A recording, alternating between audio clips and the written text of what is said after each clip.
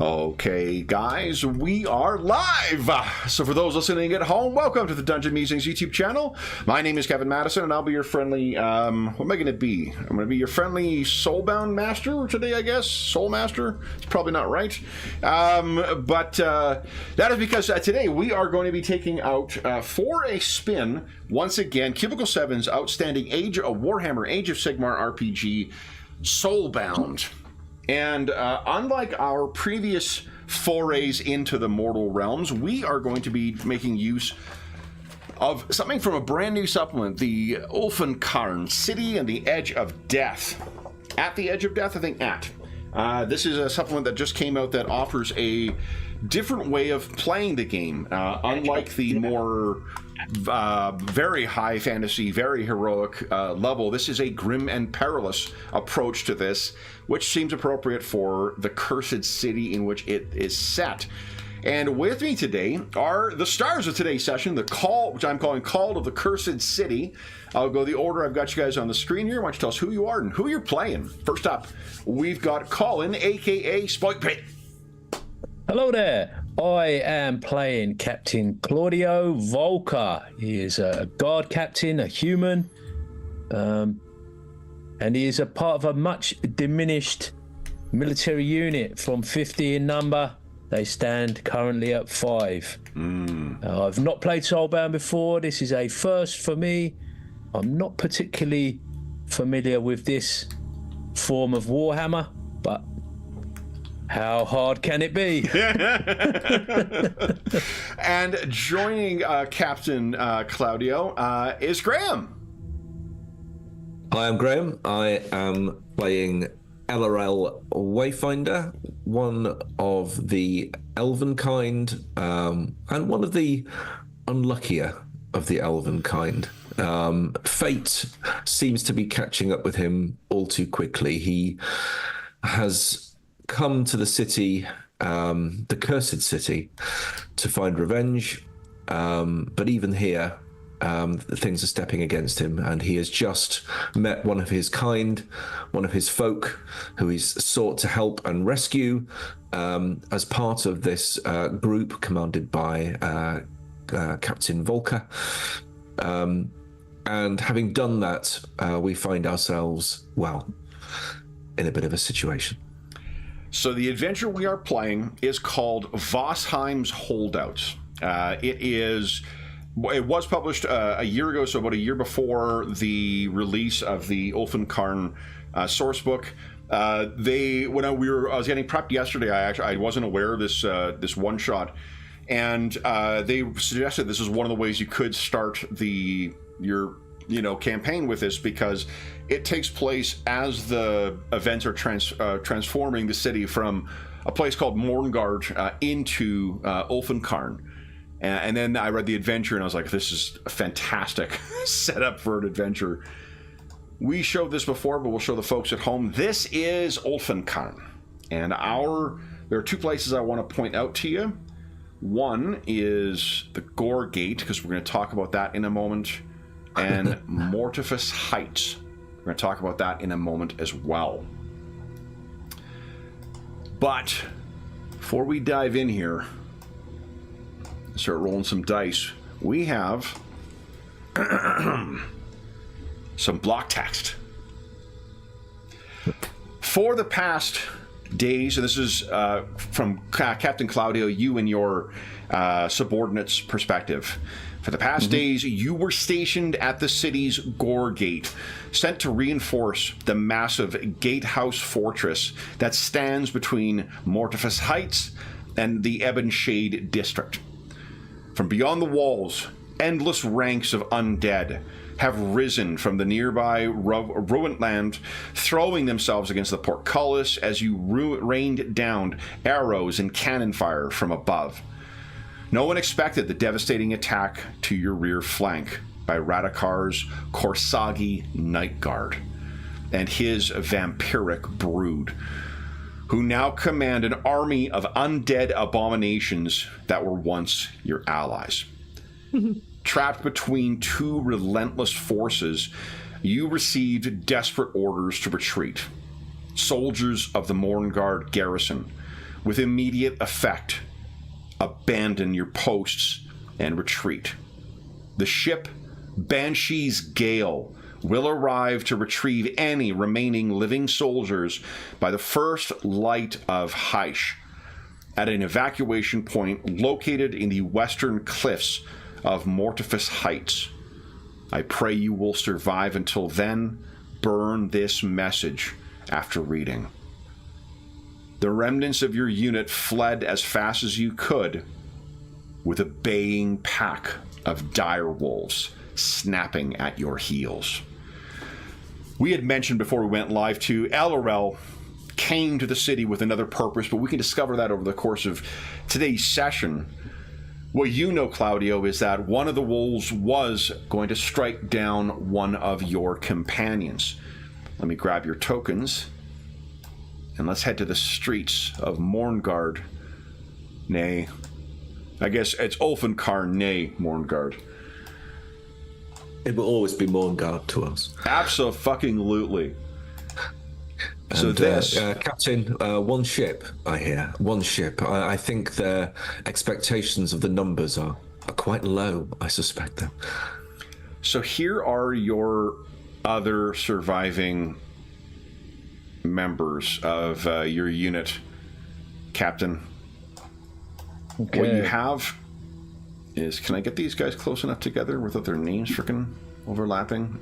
You can do this, I suppose. There we go. He is the Dwarden, so aka what you would call a dwarf in Warhammer Fantasy.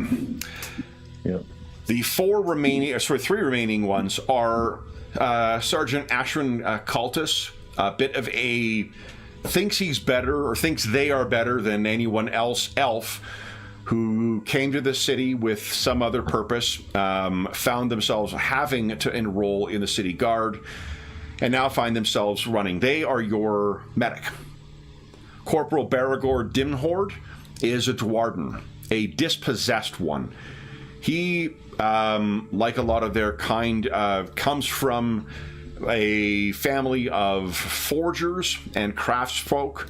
That was not the life he wanted. He is a tough, bugger with a giant battle axe. And then you have Cadet Fiend Copesguard. And Fiend is maybe a month into her service. She apparently came from a family of gravekeepers, in this land being that the city itself sits on the edge of Shayesh, the realm of death. Her family is used to talking to undead, to conversing with them. We talked about this before we went live, but Mourngard was originally settled by outcasts or settlers from Azir, the realm of light, so they could be closer to their ancestors and speak to them. That's where Cadet Fiend comes from, but she's very, very green. It was Ashwin, LRL, that you saved. And dire wolves in this setting are very much like they are in Warhammer Fantasy, in that they are creatures of undeath. They are not simply big, scary wolves. And that, our grim and perilous heroes, is what is pursuing you. So, in the fiction, what we would hear looking down at Mournhold from a distance, screams of the dying, sounds of agony, terror, and glee from the horrible forces of Radakar that are eradicating any last remnant here. Heish is one of the realms, and you do not see instead of a sun, you have a conjunction with another realm that gives you your daylight, and it is about to set. When it sets, what has been a unthinkable terror will become certain death in the streets. You need to find cover, but you also need to get the fuck away from the dire wolves which are bounding after you. So, allow me to set out. Yeah, there are dozens of them that are on different areas. You guys are cutting through all the different places, you know. Fiend has a good sense of this, of the twisting alleyways and whatnot lead you through Morngard. But even that is only buying you just barely enough time. What I'd like you guys to do to get things going here is, first, while I am setting up some tokens, why don't you each give us a athletics check. It'll be a difficulty, so body athletics, difficulty 5, complexity 1. I won't be announcing the complexity most times, but just so you know, generally speaking, you're going to only need 1 success to get a success out of things. So difficulty number is 1. No, the complexity is 1. Sorry, I said difficulty. Difficulty is 5. 5, yes, that's right. Nice. So where are you rolling at? You clicking on body? What are you clicking on? Clicking on the actual skill name. Oh yeah, okay. It pops up with the thing. Oh yeah, got it. So if I've got 1 tick training in it, yeah, and I've got a body of 3. Hang on, wait a minute. I'm just doing this for Claudio. Get off here. I'm going to close. Sorry, Claudio. I got carried away. I have no training in this. So that's fine. You can just roll. Yeah, and I've got a body of 2. Does that mean I'm effectively rolling 2 dice? Rolling 2 dice, looking for a 5 or higher on at least one of them. Sweet. Okay, here we go. Athletics bonus, nothing. Submit. There you go. Look at that. Nice. What? Nice. And Claudio gets 1 as well. Come on, Claudio. Keep up, mate. So you guys are racing through. These things are snapping behind you. What I'd like you to do then is, for Claudio, would you kindly give us, let's see here. Would you give us 2 rolls of 3d6, and Elderel give us a roll of 3d6 as well. Elderel, you're rolling for Ashwin, and Claudia, you're rolling for each of Baragor and Fiend. Yep, no problem. And oh my! Oh. So That's Cadet bad. Fiend stumbles and falls behind. You have a chance to look back, but one of the dire wolves is able to catch up and give a snap on her now. No, it's not. So she has an armor of 2. Her fighting her defense is average, which means I need a 3 or less with the dire wolves because they have good melee. I got 3 successes and +1. So it'll be 4 points of damage that she takes, but her armor of 2 reduces that to a 2. Is she still in my zone, Kev? She is still in your zone, yes. So any of my talents kicking in? Click on your other one. Right now, you're going to want to run. The one that is able to get a bite on her is only one of several. Yeah, but could I loose an arrow into it? You try, yeah. I mean, the thing is, if you do that, you're not going to run, and then there will be 12 of them on you. Okay. What you need is to find a place. I was thinking of jumping on a shield and sliding down the road with firing arrows. So let's do one more round. Oh, hold on. While you're doing this, why don't Elorel, would you give us an awareness check, please? I will. I am observant. Yeah. So my natural awareness increases by 1. But that's all right. You know what? Then you don't need to roll, because a natural awareness of 3 is big. What you can see as you're racing through, you guys happen to be in the district that is where some of the oldest families, like some of the original founding families of Morngard, are going by. And what you can see, one of those big walled and gated entrances where there will be sprawling gardens and then mansions beyond, is sitting ajar, as if someone had fled out in a hurry. Because normally those things are locked up solid. Yeah. Is that a place of refuge, but a defensive position? It is in the region. It's in that Mortis Heights. Captain. Mortifus Heights. Perhaps in here. Yeah. Okay. So the two... He's straight on it. Straight on it. Guys, Fiend, Baragor grabs her hand and like, come on, girl! Drags her in, and you've run in. You're able to slam the gates shut, but unfortunately, not before two of the dire wolves come charging into this. And let me bring you over to... Just got this picture of all these nobles sort of desperately getting their servants to carry pianos and candelabras and goodness knows what as in Leggett.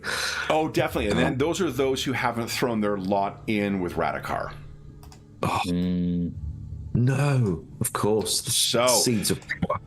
This is the manor that you find yourselves in. You stumble forward. Right now, you guys are all effectively in the same zone. So, why don't we click on... Must have upset somebody to get this posting. I reckon this lot are straight with a vampire. Look. Oh, look at it. Yeah. Look at that. It's right out of Hammer Horror. Yep. It really is. Oh, I gotta clear the move all turns. Okay, if you guys, I'm not sure if there's an initiative thing on the character sheet. Oh, there is. Fantastic. If you click on that. So do you click on a token? I don't. 50-50. Well, I'm going to do it. I'm doing it. It showed up. There we go. Perfect. Awesome. Okay. Oh, and nice. Each of them... What did you click on? It's under combat abilities, and there's a little thing called initiative right underneath the combat abilities text. Oh, there. Yeah. Nice. Okay. And it will just come up with the 4, won't it? Because you don't roll it. It just displays it. Exactly. And then we go through. Right. So, and then I'm adding these guys in. Their initiative... Could be a short game, like I say. Fast. Okay, so these things are fucking quick. But here we go. Descending. Ties always go to heroes, though. Nimble. As you expect. So these things are in here. Horrible necrotic power streaming from the inside of their mouths. You guys will have control over the tokens for the NPCs too. I'll move them down a bit so you can access the thing. So you can just tell me what they do. Baragor has an axe. Ashrin has a sword. Fiend has a spear. So, LRL, you're up first. And why don't we say the elves will stick together, and then you can command your the Dwarden and the human, Claudio. LRL, you were up first. What would you like to do? I will stand bravely and patiently wait for it to make a mistake. Nice. So I will tell you as well, technically you did start with 0 metal. As soon as the combat starts, then your metal comes in. So you get metal your hero points are only once per session. The metal starts at the start of each combat. Right. Okay. So just people know, I have patient strike, which is where if I just pause, let them make a mistake, I'm all the more devastating in my attack. That's the theory if it works. Yeah. So I think one of these is going to seize forward at Cadet Fiend and try and get her once again. It sensed weakness in her. So going after the cadet, that is 2 successes. That's 4 points of damage once. Oh, 3 points of damage once again. 3. No, I rolled 3, so it's 4 points of damage. She takes another 2 after her armor. As this thing is smell the blood, clawing at her. And then this, Captain Claudio, I hope you don't find me too bold here, is going to charge in on you. There are 2 of your enemies in here, so your defense... Oh, they're not the same. Just hold on. Close is at arm's length. So you don't have 2. So you have an average defense right now, which means I need a 3 or higher to hit you. So let's see. That is 3 successes. You will take 4 points of damage, but you have 2 armor. So just take 2 toughness off of your token. And then either Baragor or Cultist can go. Cultist will be rolling, or Ashrin, I should say. Ashrin is rolling 3 dice, 3d6 for her attack with a sword. Do you want to do that? Please, yeah, if she wants to attack, yeah. Yeah, she's going to attack. Okay. 2 3s and a 6. 3, so that's 1 success, so it's 2 points of damage. Which one is she attacking? The one that's on her captain or the one that's on the cadet? She's going to go, well, as I see it, she's going to go for the one with the captain. Okay. So she races over. Ah! That is 2 points of damage. And then it is Baragor. So Baragor will be attacking with 4 dice. And he is average as well. So if you roll 4d6, Captain, you are looking for successes with a 4 or higher. 4 or higher. Oh, 3 successes plus 1, 4 points of damage. Because a battle axe is the same thing as a sword. Which is he attacking? The one on Fiend or the one on Captain Claudio? The one on Fiend. The one on Fiend, okay. Get off of her! Whack! Solid hit on there. Then, Oof. Captain, you want to go, or would you like Fiend to go? Let Fiend go. Okay, so Fiend will attack. Fiend. Come on. Fiend is 3 dice for her attack. That is 2 successes, and spear, is it on my Game Master screen? Probably not. Let's just see. Surely not. No, it isn't. Okay. I think a spear does 1 plus piercing. Let's just double check here. Wow.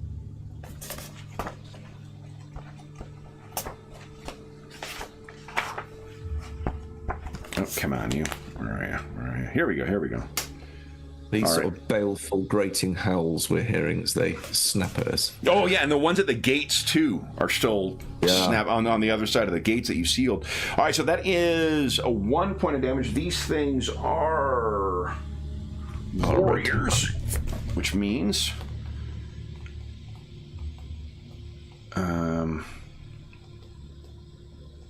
Gosh, who's the... Who's the artist who sings that I am the war? It's not Kate Bush. It's there's another '80s female singer who I'm thinking of, but I can't remember right now. So while Fiend has been battered quite badly, she is able to take the opening that Baragor offered and skewers this thing, and it is returned to the grave. Hey. Oh. Captain Claudio, what would you like to do? I will smite the foul beast with my sword. So this is a DN4 you're rolling against? Oh. And DN4 is there. Melee bonus 1. Nice. Oh, the bonus 1 would come if you... Oh, is it? Yeah, yeah. It's not, your training will already be factored in. Oh, training's already factored in? Yeah. Oh, okay. Yeah. Sweet. It should roll everything. The bonus is only when you've got some other situational thing that's helping. Has that appeared? It has not. Did it prompt you for damage bonus or something else? Yeah. Little dialogue comes up just to... I'll try again. Right, so 4 you said? DN4, yes. No. Yeah. Oh, there Yeah. it is. 2 successes, so it's 3 points of damage. What's it look like as you take down this dire wolf? Oh. I think he just he takes it where it charges in. It kind of rears up at him, and he slips, just casually gets it behind the back of its front legs into the heart, and pushes it off with his foot. Nice. All right, so while you can hear barking and baying of other dire wolves out there, you seem to have escaped them for the time being. But Heish is getting very low in the sky, and you can hear the howls of other terrible undead in service to Radakar that are beginning to circle. What would you guys like to do? You turn around, and looming before you is, as you have so aptly put, a set on which either Peter Cushing or what's his name, Christopher Lee would be very at home. I think, Claudio, you might have a chance at this. Why don't you give us a lore check, please? Yeah, I've seen that somewhere up here. Lore. Yeah. Target. Target number here will be a 3, actually. 3. Lore bonus. Is that factored in? With Already this? factored in, yeah. Yeah. Nice. So 3 successes. Wow. So this is Sandor's mansion. The family house Sandor. All right. Sandor. Not of Port Black Sand, I hope. And well, that's Sanfar Bone, isn't it? Was it Sanfar? Was it? Maybe. Not Xandor, I don't think. what you know as well, because you rolled, so the way that your number of successes is interpreted is that however much you get over what is needed for the complexity, in this case complexity 1, you get extra information. Right. All right. So it just so happens with 3, that's 3 successes, 2 over it. You happen to know that this is the manor of Lord Alexei Xandor. And from the looks of the outside, this place appears to be abandoned, and the way that the door was cast open seems like someone was in a rush to get out of here. But you have in your gut a feeling that Xandor may have been one of the noble families that threw in with Radakar. Just seems to fit the decor, doesn't it? Yep.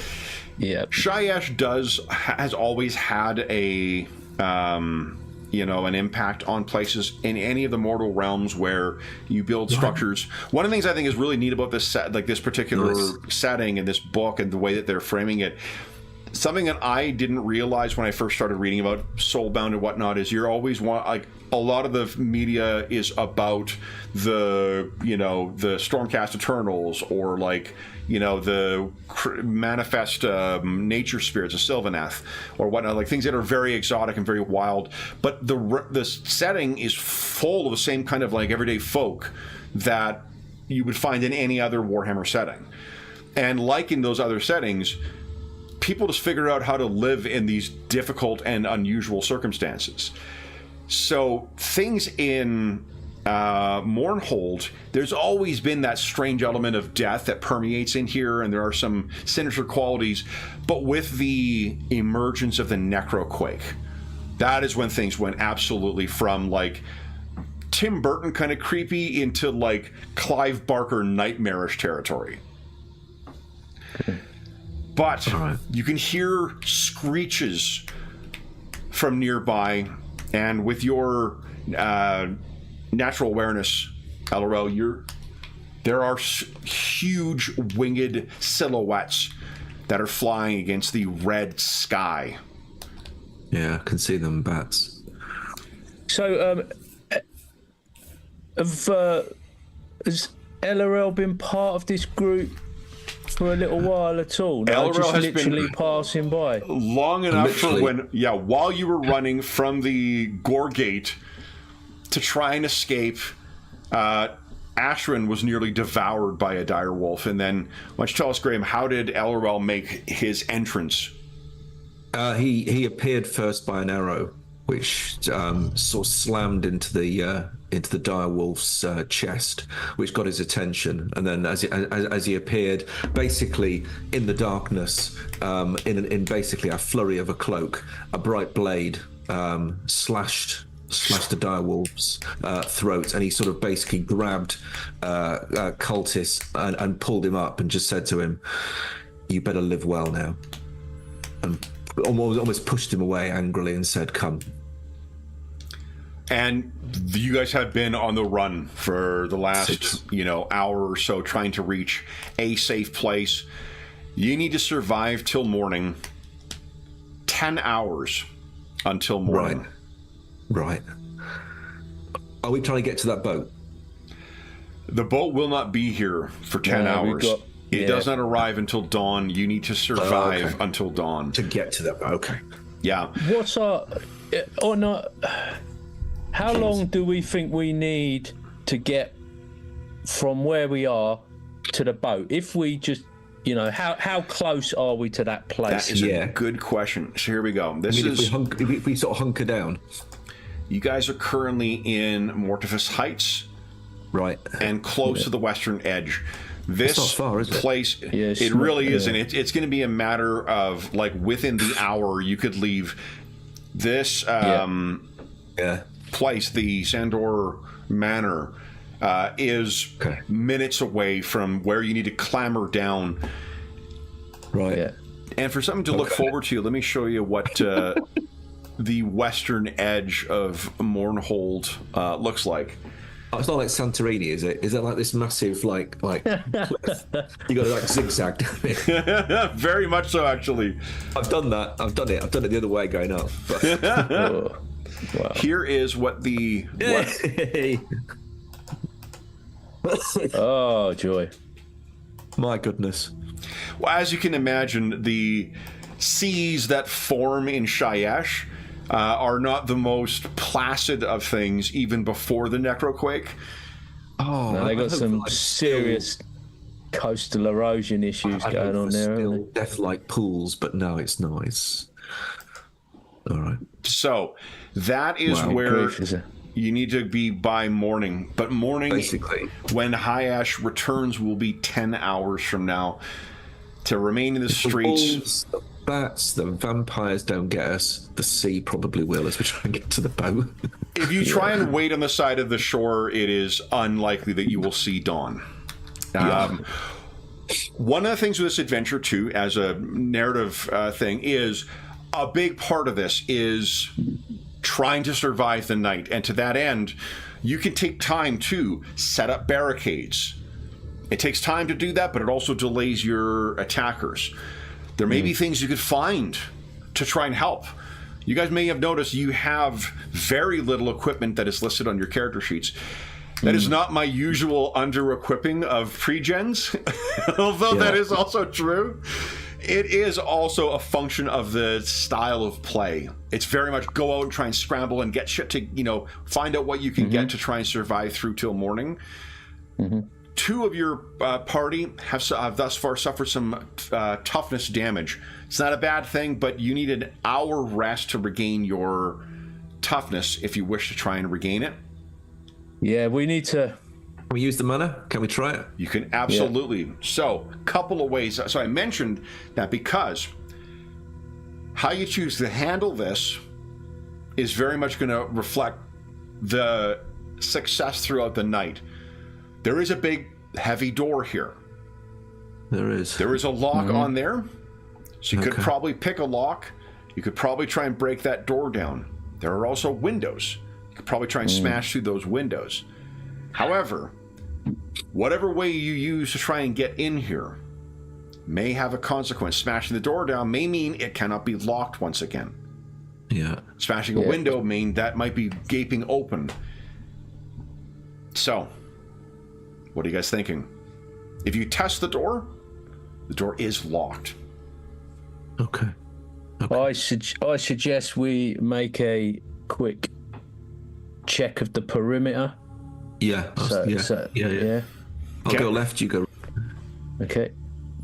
So you each take a walk around, and what you find, whoever went around the right side, you can find that there is on the side, there looks like to be a staircase down into the servants' entrance, and likely where the servants' quarters are in a place like this. And then there is a small side entrance at the back. Okay. Likewise locked. Likewise, a heavy But much door. smaller doors. Much smaller doors. Yeah. And therefore braceable, maybe? Well, you can also see there are heavy, as you're walking around the back, there are windows out here too, but there are heavy rolling shutters that have been put down at the back of the house. Right. That is unusual. Well, I mean, LRL, If you point it out, perhaps, because this place is so different from, well, your frame of reference. Oh. I think, are they still here? Are they still here? Do you think they've hunkered down here? the front didn't have these. Right. If you ask about this, who do you, like, do you go around on your own, or do you bring any of the others with you? Or, Captain, do you insist on any of the others going with this strange elf? I'll ask the elf. Are you, just before he sets out, I'll say, are you going alone, or you want? Perhaps you should take. I think we've got more chance of surviving if we stick together. Yeah, but when you're searching around this, all right. Do you want to take the elf? Yeah, I'll take Caltus with me. Yeah. Okay. So, what Caltus? Why don't you give us a? Let's see. 4d6 roll. It'll be looking for a 4 or higher. Yeah. 3. So as you're walking around, you look at the back and maybe you comment, are they still inside? And Ashern will say, well, that is curious. Looks up. They seem to have installed them above as well. This is not typical of these humans. Are these blackout shutters then, are they? What were you thinking? Effectively, yeah. Yeah, okay. Yeah. Well, so you find that appears to be the only other entrances to this. There are entrances at the back, on the right side. There's the stairs leading down into the servants' quarters, and there is the front door. I'm assuming you guys, if you're going around each side, you kind of meet at the back of the house. Meet up. Yeah. The garden, you can tell, Claudio, like you I think are a native of here as well. So you've seen what was likely a vibrant and living garden. There is a faded and twisted quality to it. The necroquake, you can see, is just warping the very living things around here. Well, you hear a cry from overhead, a bat of some kind. Yeah, just sort of like scowl at the skies and I'm favouring the servants' entrance. If we go down in the lower levels, then we can see what's down there and concentrate on working our way perhaps up without leaving unknown things to lurk in the basement. Agreed. Yeah. Let's do it. Okay. So then, allow me. Perhaps Baragor could find a way in. And where did I put it? Oh, I didn't set it up yet. Hold up.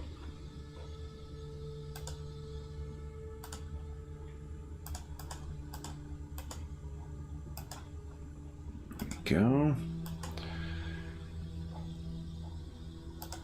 Another reason I really like this adventure.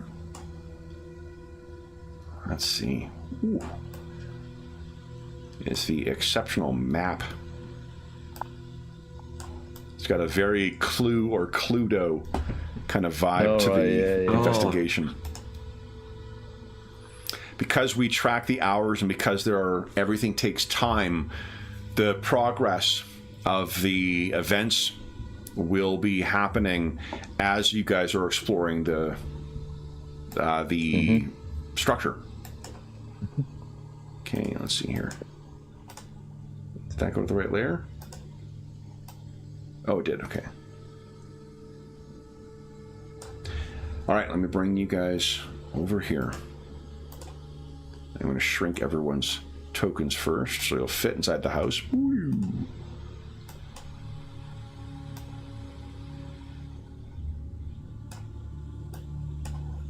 Oh, maybe I can make this a little bigger. I'm going to make it bigger in a moment. I'm going to bring you in first. Oop. You guys. You.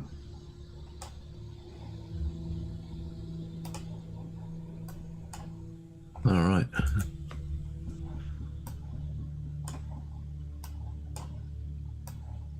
Okay, so this will give you a sense of it. I'm going to make it a little larger so we can navigate around in there. So not all of it will be on the screen all at once, but I think I've managed to screw up your tokens as well. Oh, I think I'll make this a little bigger. Let's see.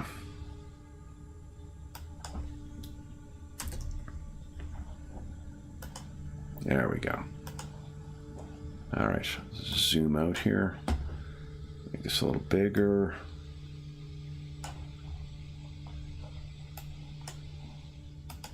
Okay, cut that out.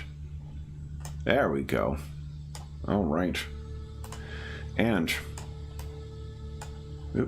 our heroes are coming down in here. And there is something with the sheet where it regularly drops certain parts of the tokens, and I don't know why that is. We've had this issue with if you move anything or you change anything, it will reset stuff for some reason on your tokens. Who's the first down here?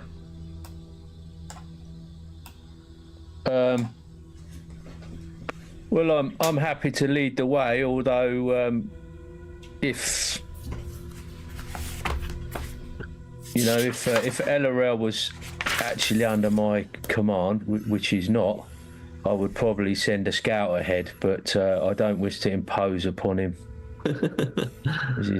as he's only thrown in with us at I'll perhaps provide rear guard then and some vigil as we descend the stairs. Yeah, it doesn't seem very gentlemanly to go asking a stranger to do your dirty work. Would each of you kindly give us a D6 roll? Oof. Oh dear. Okay. So, Captain, did you say you were the one who was going down first? Indeed. So you step down the doors, and as you reach the heavy door that leads into the servants' quarters, you're about to test it to see whether it's locked. Mm-hmm. And you can hear something. Claudio. Mm. Claudio. Claudio. The voice is coming from the far side of the door. Ellerel, you cannot hear this. No. Okay. I just look around at the group to see if I can figure out. I'm just playing it cool, you know. Yeah. He just looks around to see if everybody's like wide-eyed and looking in the direction of the sound, or if they appear to be just kind of unaware of it. If you look back, it does not appear that anyone is reacting. I think Bergor is... I'm going to shorten these names down so they can actually fit on here. Bergor, oopsies. And Fiend are kind of keeping watch. Bergor is telling her, "Keep an eye out. We're not safe here." Ashrin is, I think, double checking their supplies. And what does he see Elderell doing?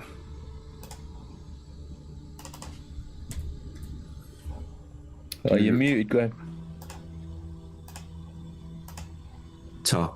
I've knocked an arrow, and I'm providing air watch Okay. in the rear. So basically, if we're attacked as we go in, I'm going to try and loose an arrow. Oh, and you hear it too. So there's a moment as you're down there, Claudio, that you're like, hey, back, and everyone kind of rushes against the house. You can hear something huge wings overhead. In the dying light, you can barely see. Okay, all right. And then what you see, Claudio, at the bottom, I'm trying to find the difficulty for something here. You can see, and maybe this is your eyes playing tricks on you, but it's almost as if there are fingers poking themselves out from underneath the door, as if they were trying to pull the door in. Would you give us a determination check, please? Difficulty 5. Determination check. This is supposed to be a place of refuge. This is not feeling like it anymore. No. The Necroquake has made everything wrong here. Well, we just can't get away. Come on. Determination, there it is. 5. There we go.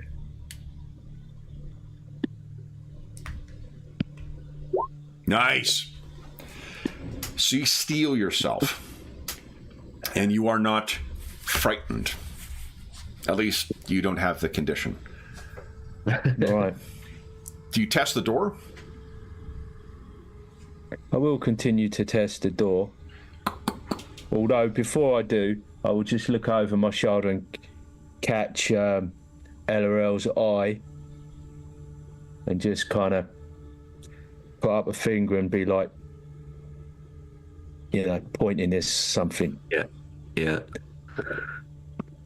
And just look around expecting the dwarf to... I reckon I've served with these guys for a little while, and I reckon I'll just put my hand up, sort of, and they will see that something's going on. Okay. Yeah.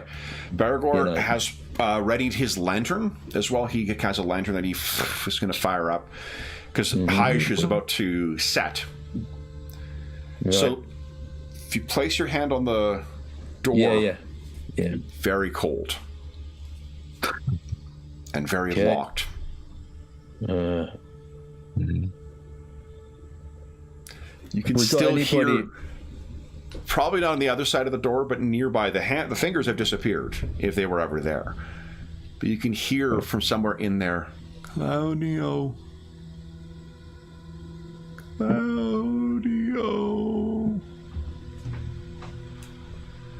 Okay. Have we got any other nearby options for getting in? There is the main entrance. But there's a door there that needs to be locked or broken down. And be broken down, it's a might check to break that down. It would be a dexterity check to try and pick the lock. And breaking a window would be a might check as well, but that's a much easier task than the heavy door. Could we get someone down who would I use in this crew to normally open doors with dex, with some lock picking or? With dex in that crew, you're not aware of anyone. I'll give Ashrin a shout. Ashrin is she? So they come over and say, "Yes, Captain." Ashrin, do you think you could get in this door with subtle means? What do you expect me to heal it open? No. Fiddle with it. Do something. The look on their face. You've got slender fingers, and you are much more subtle than Baragor. Baragor looks over and says, "I could use my axe." Well, you could. Or a good hoping shoulder. to avoid that. So Ashrin, step aside. She shakes and as she makes her way down, they make their way down. They get to the door and then they stop. Would you kindly give us, Ellerel, a 1d6 roll, please? Oh, just a straight 1d6. Yeah. Yeah. Ashrin is not. 6. Nice. Oh, wow. She stops and she turns over and looks at you, Claudio. Mm-hmm. And they are. Did you hear something in there, Captain? Yes. Yes, I did. Did you? I did. Your name? Was it your name? It was. Yeah. There's some foul trickery going on. Put it out of your mind, Ashrin. They look at the door and... Captain, what would I even use here? Well... They kind of rattle the doorknob and whatnot. And then sort of shrug. Like, I don't know what you expect me to do here, Captain. You haven't got any little bits and bobs in your medical kit that maybe we could fiddle with the lock and see if we could get it open, or... They look at it. Would you give us a... Let's see here. Allarel, 4d6 roll, please. This will be a difficulty 6, so this is going to be a challenging one. Difficulty what, 6? 4d6, yeah. 4d6, yeah. So they look and the Captain, I don't even know what I would apply here. Yeah, don't worry. We'll put your skills to use soon enough. As soon as we get in there, we're going to be looking after Fine. We'll rest up Fine, secure the area, and you can give them some medical assistance. In the meantime, Baragor, and I beckon to Baragor, your axe is going to be required. All up. So, working, let's see here, together. I'm trying to remember how that works. For those listening at home, too, it's been a while since we've run this, too, so I apologize. By which I mean I, will be looking up some things. I think assistance is an advantage, so would you like to make a might check, Claudio, against DC 4, or difficulty of 4, or would you like Baragor to do that? Baragor will have 4 dice in total. Yeah, let Baragor do it. Okay, so then go ahead and give us a 4d6 roll there, please, Captain. You're looking for 4s.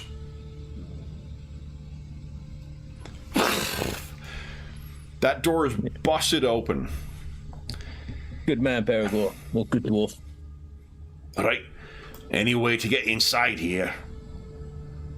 Well, brings his lantern up, and what you can see is a corridor that leads down.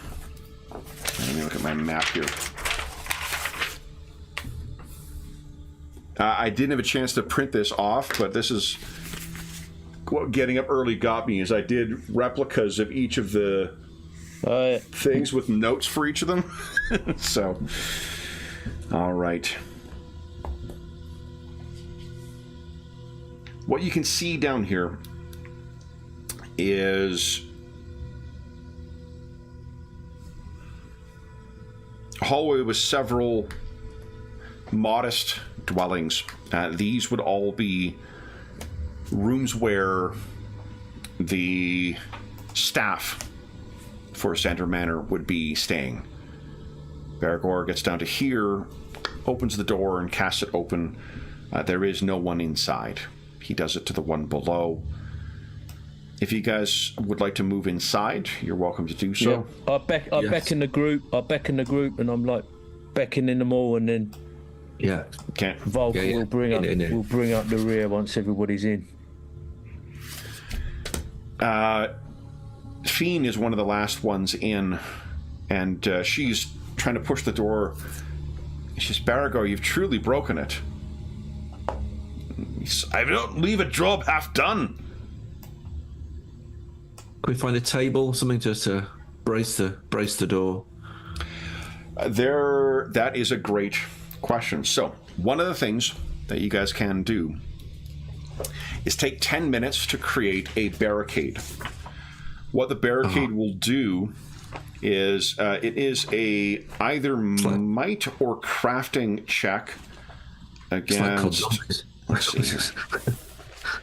I think it is Captain maybe the one, or Baragor maybe the one who is more helpful in that sense. Yeah. I think it's a difficulty of 4. No, yeah, 5. Difficulty of 4. It's either crafting or might. The number of successes that you get, that tells you what the toughness of the barrier is. That's how hard it'll be for someone to smash their way through it in future. Okay. So. Okay. Well, I'm going to give out some orders to my troops. Okay. And get Fine sat down in one of these rooms with Aethrin. Okay. And take a look at those dire wound injuries. Okay. Yeah. Whilst Baragor, he took the door off his hinges. He can put it back on, I'm assuming. Okay. So that's I'm gonna get them free on it, and then that'll leave me a chance to chat to LRL and sure. And the. So it will be an hour before Fiend can get the toughness back, but Ashwin can at least help with that. Baragor, why don't you give us a 4d6 roll? You're looking for 4s. It'll take 10 minutes to do this. And do we get any? Okay, all right, it's done.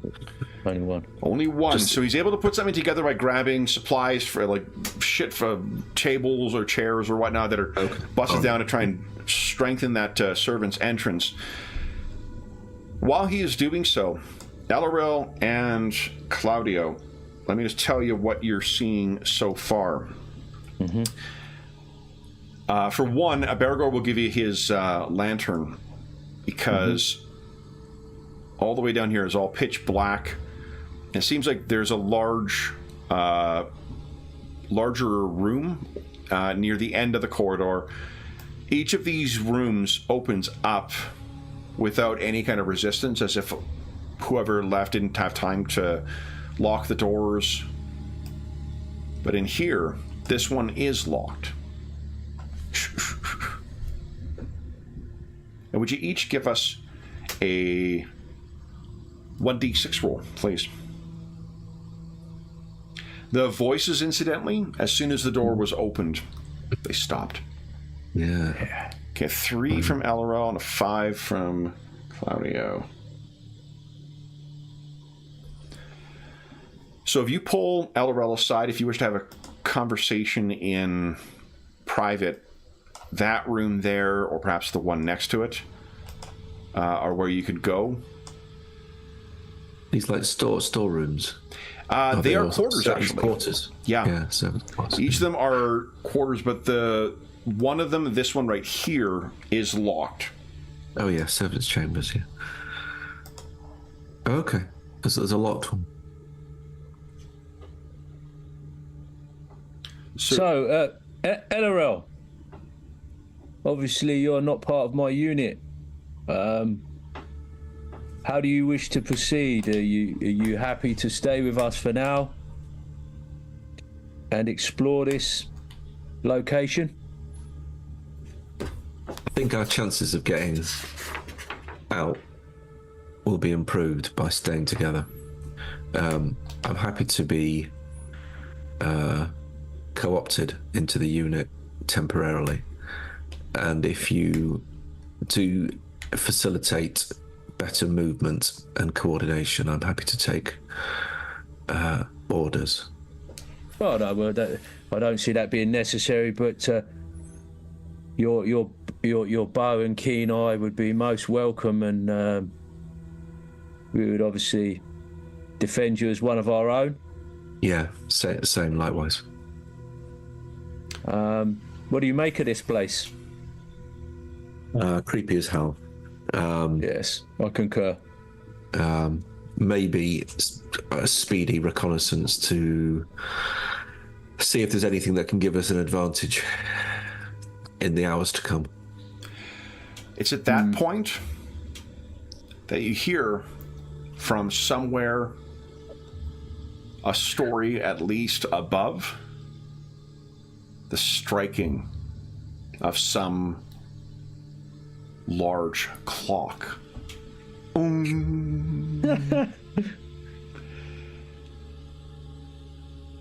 It appears that the top of the hour has been reached, and through the modest, it is utterly black in here as well. Heish has disappeared. 10 hours until sun up. What would you guys like to do? I think we could do with trying to find perhaps some more light sources. That is a priority, perhaps. Did we notice whether there were any sort of like candle sconces or oil lamps up in the hallway? Or why don't you give us here? This will take 10 minutes.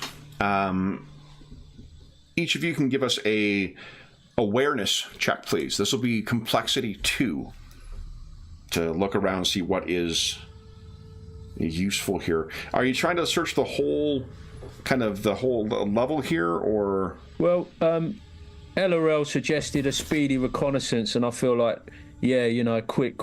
Sure. Once round, get our bearings. Right, we've got quite a lot of success. Oh, that's great.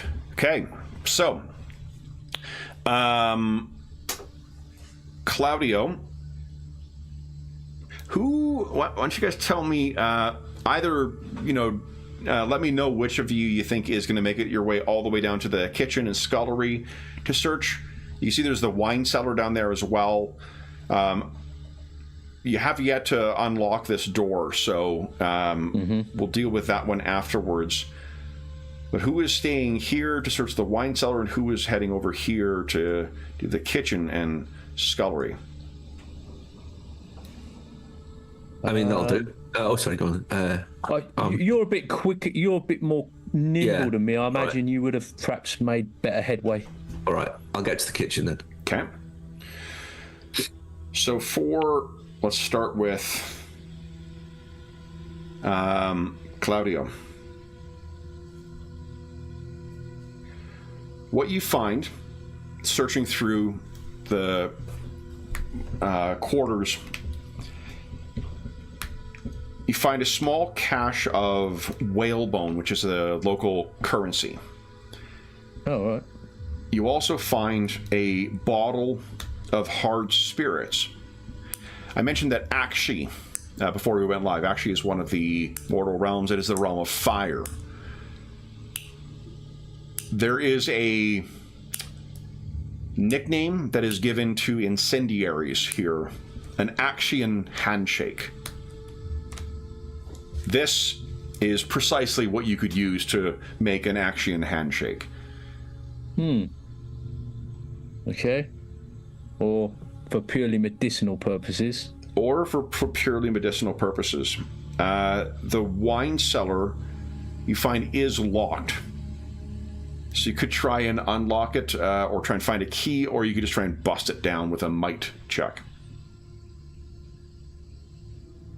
I will hold off the might check for now, because I don't know what's going on with LRL, and I don't want to compromise any sort of stealthiness that LRL may be engaged in. So you're down there, and you've got you are able to find like a candle or something in one of the quarters. So LRL, you have the illumination of a candle at least to search down there. Claudia, after you check the door, You stand back, and that's when you hear a smashing of a bottle from within the wine cellar. Oh. Let's cut to Elrel, though. So Elrel, making your way into the kitchen, it is clearly in a state of disarray. A half-cooked and rapidly decaying meal lies abandoned across the work surfaces. Some of the kitchen equipment is spread out. Knives that could likely be repurposed as weapons. A hefty meat tenderizer that could quite handily serve as a hand hammer. And a large enough thing for chopping whale meat that could easily double for a sword in a pinch. But the thing that you hear is I'm not going to do the knocking because otherwise Anna's going to go fucking nuts. I've learned that now. But you can hear a knocking coming from cold storage. Yeah. It's not rhythmic. It is erratic. It's not consistent. But there's most definitely something that's knocking on the inside of there. Okay, I mean, I'll do a couple of things. I will scan the room for any sign, anything that's moving, and stroke. I was going in specifically looking for keys. So if anything is obviously on a hanger, then I'll spot that. But I won't do anything other than go to the coal store, draw my sword, open the coal store with sword ready. Okay. So your elven blade is actually more akin to a dagger. Than it is a sword. Yeah. The only difference is that the dagger is like, it can be thrown and it's got just piercing, I think. The sword does 1 extra damage. That's the only difference, is 1s and it's slashing damage. I think it's also subtle. The dagger might be subtle. You could pick out that big old cleaver there. If you all you need is the weapon maybe skill. I will, actually. Okay. Yeah, maybe I will. Yeah. So you grab that. And then what do you do? The light of the candle. You could probably, there's a place to set the candle if you wish to. I'll put the candle in a position where it's giving me some useful light, but not in my hands. And I will open the cold store with the cleaver ready. Okay. Pull the cold storage out. And what you see will first require you to make a determination check against 5, please. And then I will tell you what it is you witness. 5, you say. Oh, it's pretty nasty. Quickly going up the numbers from 2. 5. No bonus. Make a roll. Come on. No. So tell us how Alril reacts when, as you cast it open, what no doubt was left in here, hanging from hooks, were the partially butchered animals that served as the raw material for the cook's art. But each of the disassembled animals writhes, and in some case their mouths gape open, dead or empty sockets where their eyes once were. And you see that the knocking must have been the haunch of a swine that hangs just close enough to the side. You are frightened. Okay. Which means while what you see is in your line of sight, you roll 1 last dice for tests. Jeez. Okay. This LRL is something you have not come across before. This place was always a realm very close to death, but more horrors worked by the Necroquake. What do? I shout, hell's teeth. I throw the cleaver into the cold store. Yeah.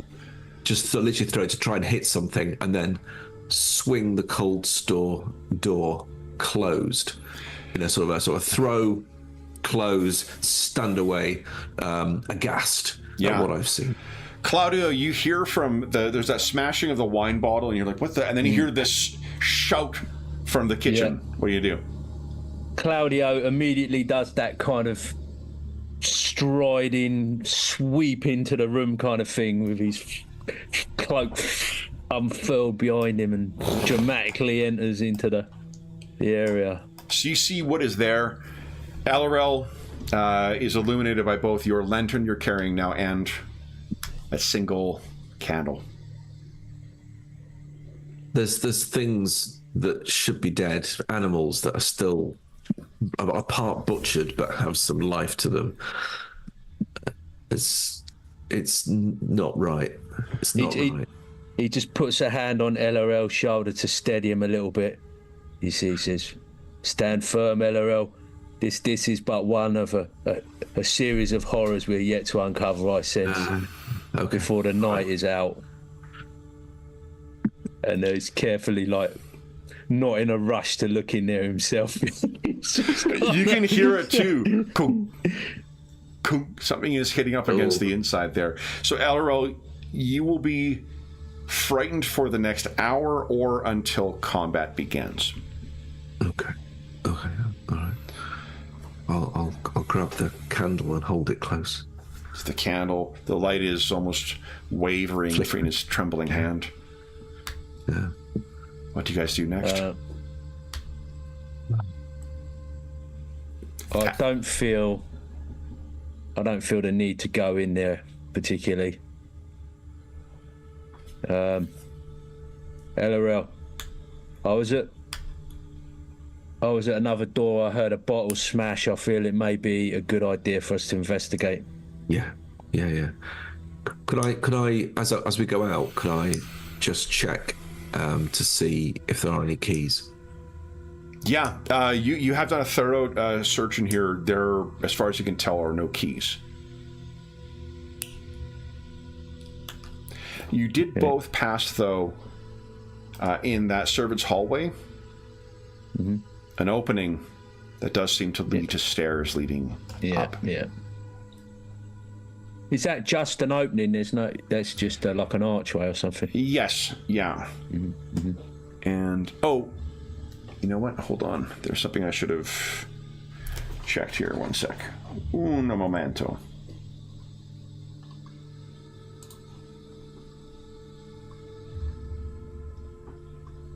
The maps for this are fantastic, but...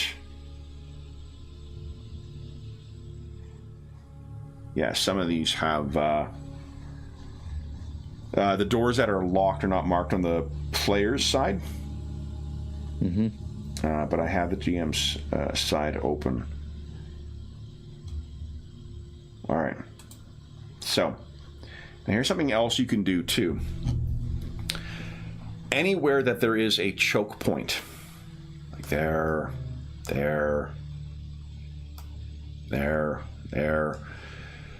you can create a barricade.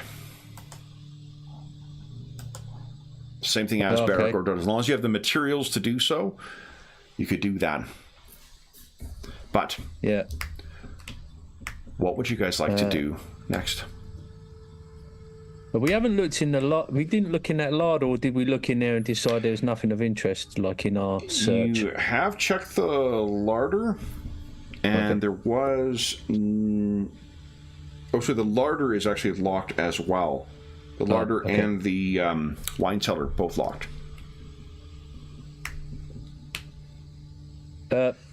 Just head over to that larder door there, and I'm just gonna try and pop that door open. Sure. Give it a dig with my shoulder. Okay, so you get ready. I'll draw the blade. Yeah, I'll draw the blade just in case. All right. Would you each give us a 1d6 roll, please? There's a 5. Okay, thank you much. Oh. Claudio, you get over. Set yourself. You tested it. You're about to put your shoulder into it. And you've felt this. It's a solid oaken door. Likely something recovered from the forest of Elrel's home as building materials. But something utterly unnatural happens as you stand back, as if the door itself was soft cloth. From inside, a face pushes itself up against it from the bottom and silently runs along the top, and you can see the full contours of their face, the vacant eyes, their opened, screaming, yet silent mouth that runs the length of the door. And then nothing occurs. Give us a might check, please. Difficulty 5. I'll just mumble to myself, you better get out of the way, buddy, because I'm coming in. 5. Might. Oh. 5's quite a lot. It's pretty sturdy. 5's high. 5's tricky. There you go. Hey. One solid shoulder into the door. It splinters open. The larder is packed with food supplies, including some rarities, almost as if the Lord anticipated that he would need to stockpile. Looking around through here,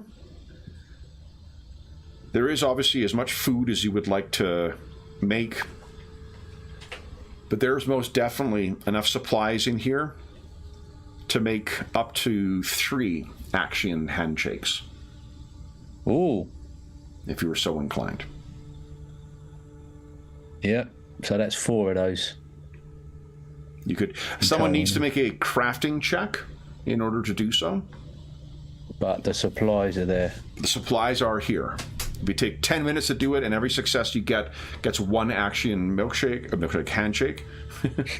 Probably wouldn't want to drink it. No. But what would you like to do next? Just stow that stuff and grab it. Oh, I don't know if there's like a sack or something in there that we could just stash them into. Sure.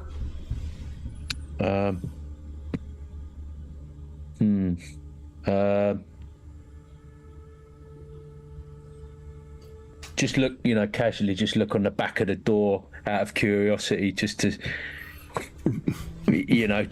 just because it was so weird. I feel like he would have to look at the back of the door just to see there wasn't some sort of weird trickery going on. It's definitely not a mechanism, and none of this is normal for Mournhold. Yeah. This is, whether this is the mansion itself, an effect of the Necroquake, it's, Radakar's influence.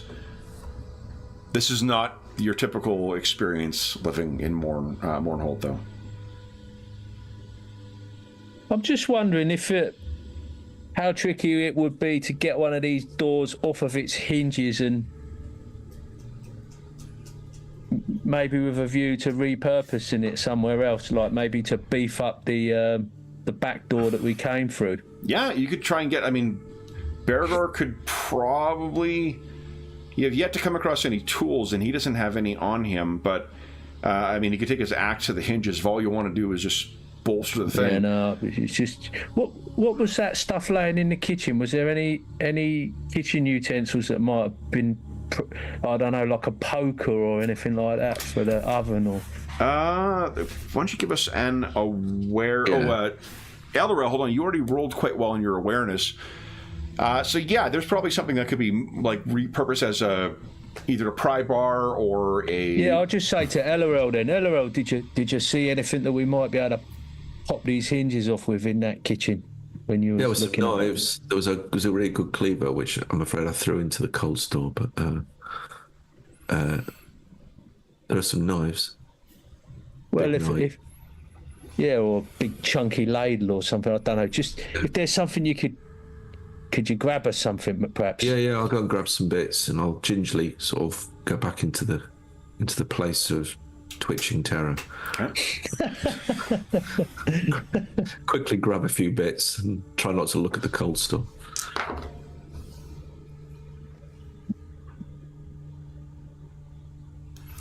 So you go in there, and are you looking for the poker or the pry bar that Yeah. you thought you... So you head on over there, and what you can... As you reach over there and you get to the I'm not sure it'd be a fireplace or just the fire underneath the oven, you can hear once again that kind of banging. No, I can't. No, I'm just... No. Grab it and you bring it back to Claudio. Yeah. Oh, splendid. There's nothing else in there at all of any use. Are you all right there, LRL? You seem to be a little paler than usual. Yeah, it's just the lighting. It's all right. Yeah. And then I'll just start prying at this door, Sure. working at the hinges and trying to lever it off. Give us a might check, please. 4 difficulty. While he's doing that, LRL, anything you'd like to do?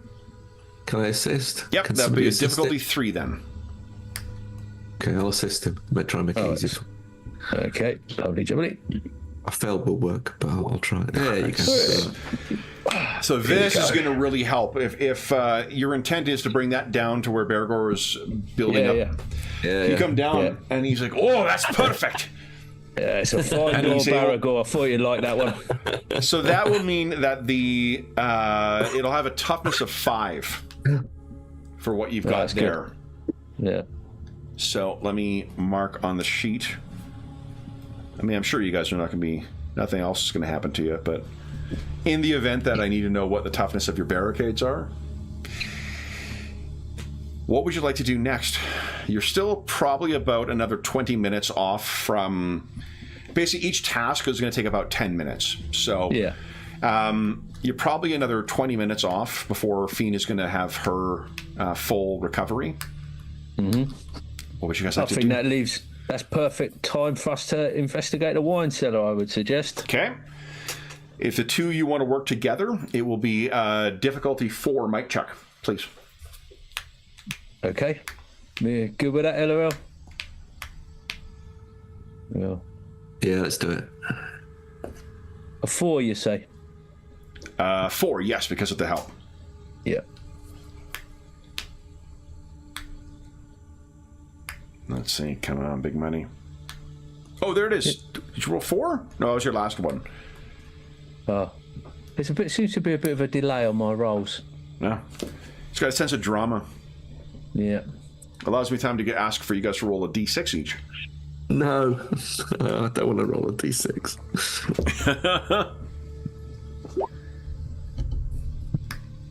I'll go on then. Okay. 2. 2 and 2. That's weird. Did it not register your might roll there, Claudio? No. No, it's not come through, is it? Has it not come through? No, your second roll came through, but your might roll didn't. Maybe do the might one again. Might at DN4. I don't know why that's happening. Is that it now? It's come through. Is that right? It's come through now. It has come through now. Yes, yeah. That's weird. Wow. Slow. All right.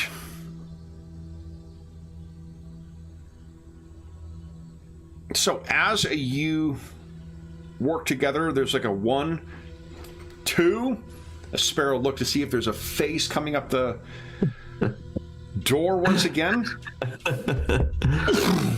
Slamming against the door. It busts inside. Stab. And what you can see on the ground, Claudio, is a shattered wine bottle that looks to have been full with what has spread around on the ground. But there's something throwing wine bottles at the door.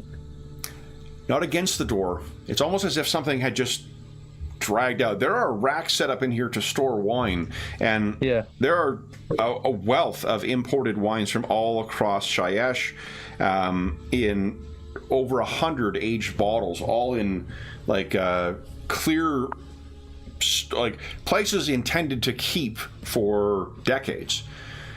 And yet, one of them seems to have come out and smashed on the ground. Oh, I see. Right. Okay. So a small fortune of stashed away wine. Yep. Wow. Any sort of tracks or disturbances in terms of like something may have moved across the floor, or? If you're looking around, give us an awareness check, please. Difficulty here would be a 4. 4 or 3? 3.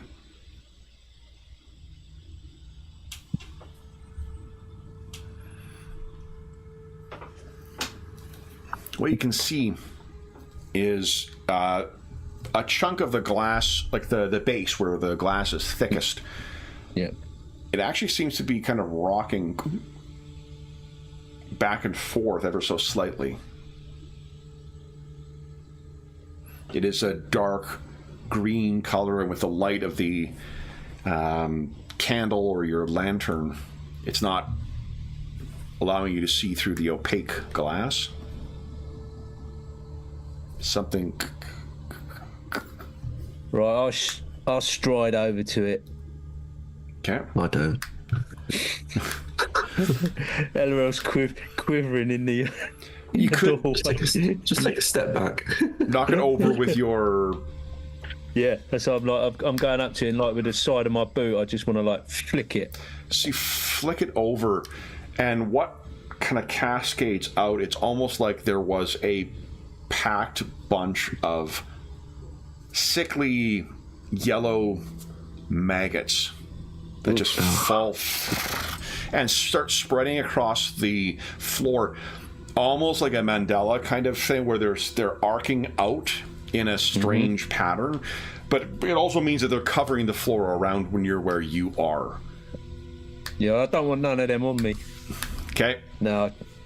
Stagger back. Would you give us a determination check, please? This will be a 5.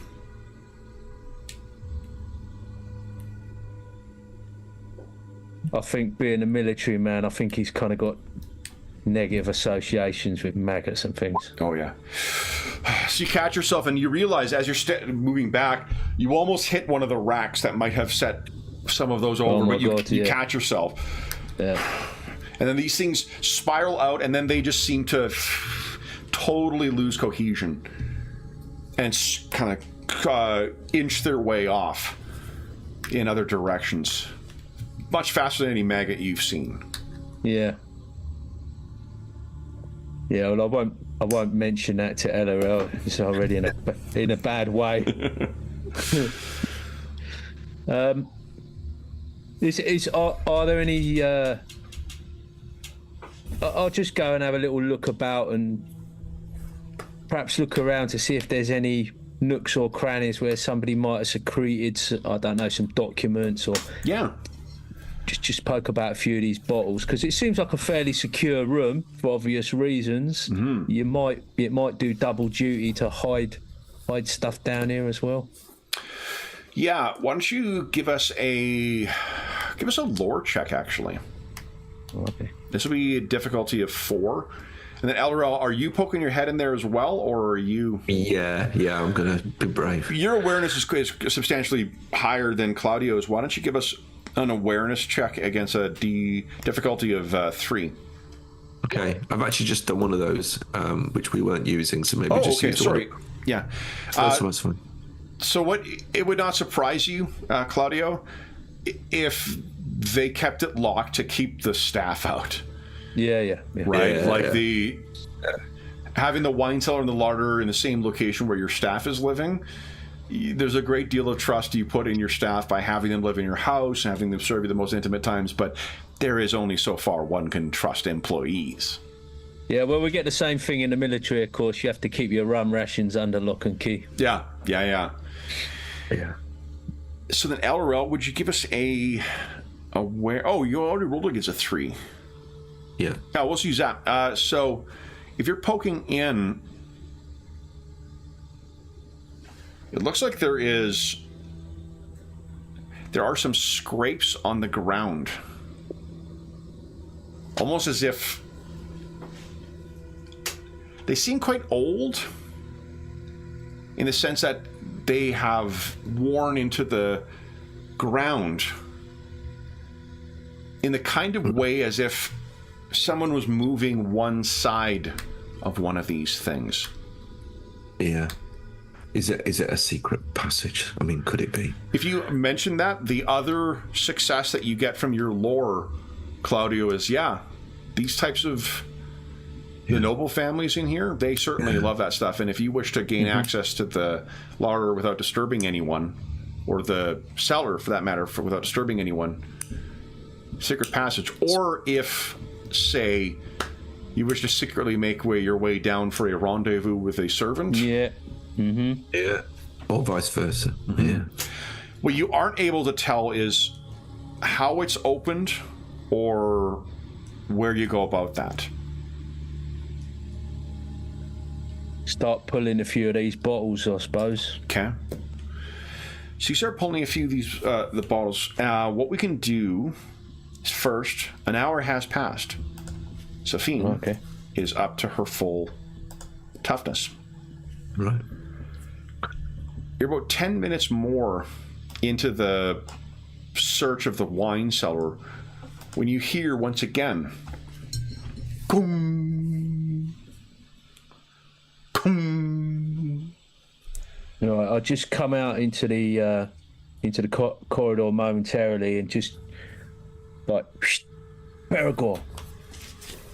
Yes. And if he's done with his barricade, I'm just going to point him to keep a watch on these stairs over to the Yep. Yeah. He makes his way over. And, yeah. LRL, you are taking a look in the wine cellar. Are you trying to assist with Claudio's search in here? Yeah. Yeah. So you two are maybe, you're by no means, friends or comrades even. So you're probably doing a lot of this in silence, which allows you to hear something.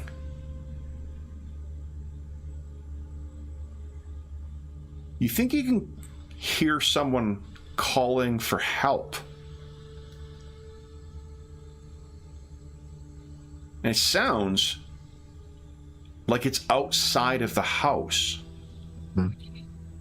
To give context, with a natural awareness of 3, that's fucking huge.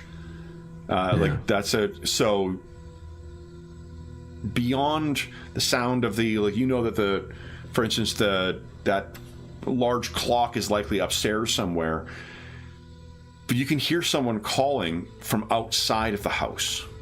Yeah.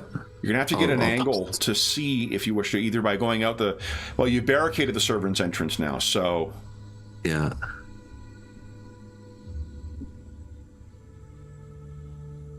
I mean, yeah. My immediate feeling is that's a ruse to try and get us out, but part of me thinks it could be somebody genuinely in danger. So, I think to see what was happening, we'd have to go up to the first floor or to the ground floor. So, Elro, what do you say? Does Claudio see that you kind of stop and? Yeah, I'll tell him. I'll say I can hear somebody outside calling for help. Trust me, I can hear it. No, I don't doubt that. Do we want to investigate, or do we? Yeah. We should at least try to establish whether it really is somebody or whether it's a ruse. Whether this place seems to be, working against us, shall we say, a little bit. Agreed. I'll call Fine and Ashwin over. Get them to continue this search. Show them the bottles that we've looked at.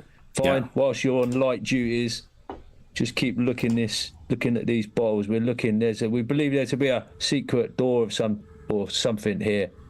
You can carry on this search. Myself and LRL, our companion here, are going to investigate something above. We'll keep looking, Captain. we'll find it if it's there. Very, very good. Very good. So she and Ashrin comes in. Ashrin, you can hear muttering as they go in. First I'm healing doors, and now I'm finding hidden rooms. I'm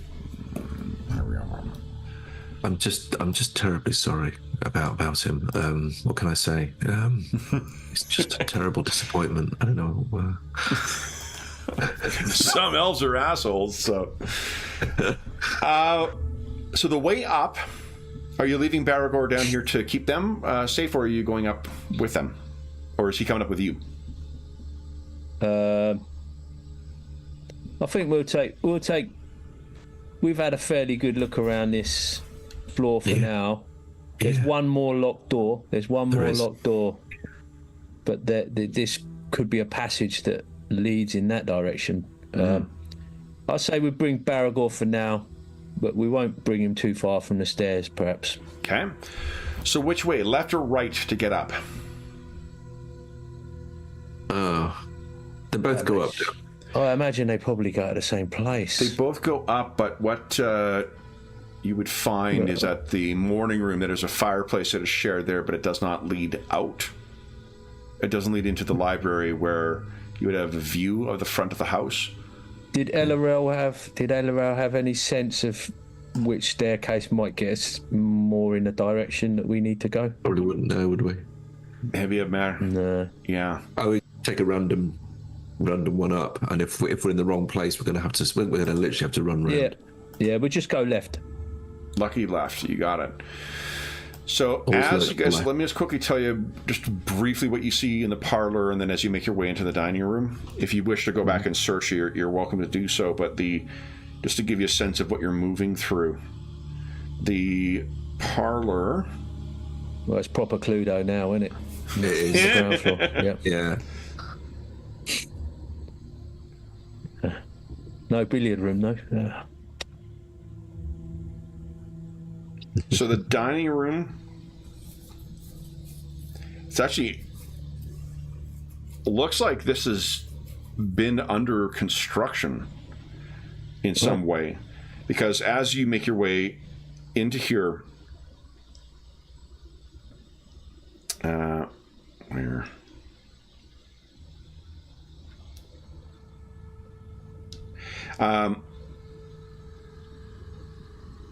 There are drawings sprawled across the dining room table. There are dust sheets on everything. There are supplies from carpenters that are likely in here.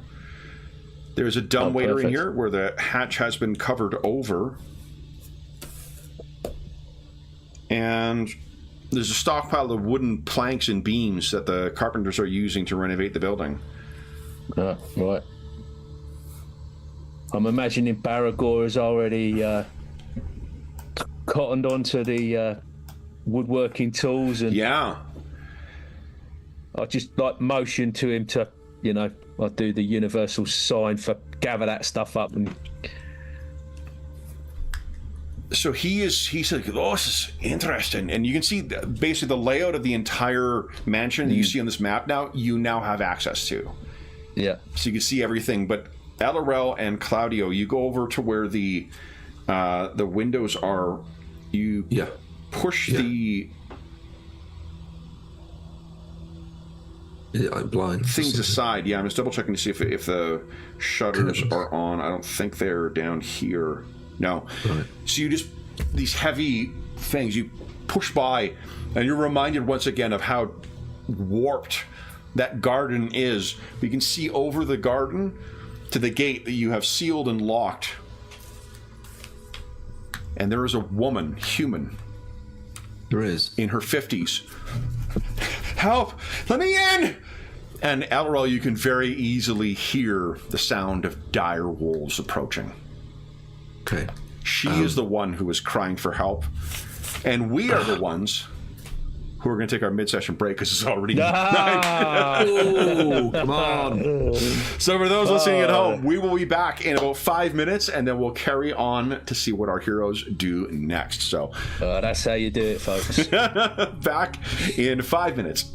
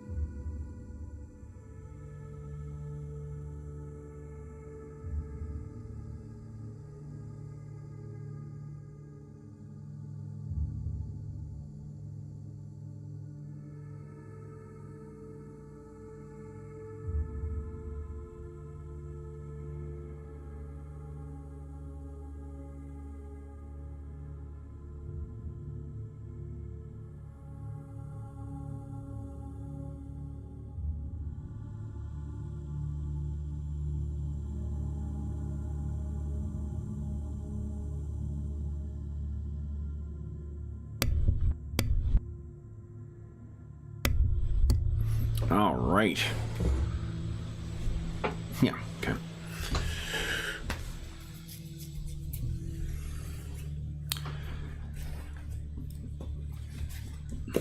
Okay, so what you can hear quite clearly, Elrond, this woman is crying out for someone named Clara. Hello? Help me, please! Clara! Are you in there? Let me in! And he's rattling the gates. You can hear the howl once again of the dire wolves. To your left, what you guys can see, if you're looking out the window, it'll be on your left. You can see the main hall. And Elrond, if you're that close to it, you could likely spy the sweeping staircase that leads up. Big, tall pillars that support whatever vaulted ceiling is in here. Yep. And an enormous grandfather clock. Oh, there it is. Right. I love them. But that aside... Baragor says, what's that? Who is that up there? It's a woman. A woman? She'll not last long with those wolves out there. No. No. I think we're going to go and get her, Baragor. All right. He hefts up his battle axe. Well, main entrance. Yeah, guys... hopefully we can unlock it, perhaps from the inside. Yeah. You find there is a key to the main door here. Nice. So you're able to cast the main door open, and you need not make any roll for this, Elrond, but you can, in the film version of this, what we would cut to is like the camera mounted on the wolf going, hey, hey, as they're running around towards her, because they're coming in very fucking close. For you guys to get to the door and pull her in without letting wolves in, we're going to need a reflexes check, please. And this has a complexity of 2. So either Elrond or Claudio, you can make the reflexes check, and if someone else assists, you'll dump the difficulty from 4 to 3. But you'll still need 2 successes. I'll do it, should I? I'll take the lead. Yeah, and I'll assist. Okay. So yeah, the difficulty is a 3, but complexity is 2, so you need 2 successes. You go racing from the door. Oh no! Awesome! Can I spend something? You can spend your hero point, but you only have 1 hero point to re-roll. You want to spend your 1 hero point? Yeah. Otherwise, you'll face 3 dire wolves as they burst in here. I'll spend the point. Okay, so give us a re-roll then. Shine. So you keep your ones. It's only the dice that did not succeed. So just give us a roll 2d6 against a difficulty of 3. Come on. 2d6. Yes, please. Come on. There you go. Just enough. So you go racing out, and with heroic effort, you're able to unlock the thing, yank this woman in, slam it shut in time for them to... And 3 of these things, and just as a reminder of how friendly these critters are. That greenish necrotic energy streams in. The stink coming off of them too is just horrifying. As she comes in, she says, thank you, and she's looking up and down at your uniform, Claudio, and you're kind of taken aback by you, Elrond, and Baragor shouts through the door, get inside! They'll run off if they know there's no food here. And she looks, she says, is Clara still here? We don't know. You hear a screech from some enormous bat from overhead. Baragor, get inside! Yeah, we turn around. Follow me. Come in. Okay. Race through this twisted garden and back inside. Baragor closes the door and locks it once again. She gets in and says, the guards, did you come here? Why is it dark in here? Where is everyone? Allow me to introduce myself. I'm Captain Claudio Volker of the Guard. And you are? Nina Wheeler. Clara is a servant here, a friend of mine. I live in the ruined land, but when it fell, there were so many. I fled. I thought to meet up with Clara. She was a friend. We went on walks together, and you can tell she's clearly affected by whatever's happened. She's got a 1,000-yard stare. It's no wonder.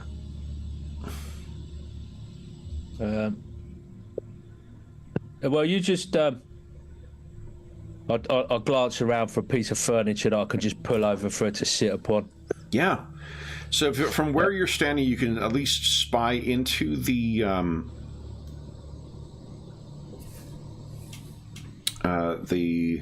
library, and you can see in there are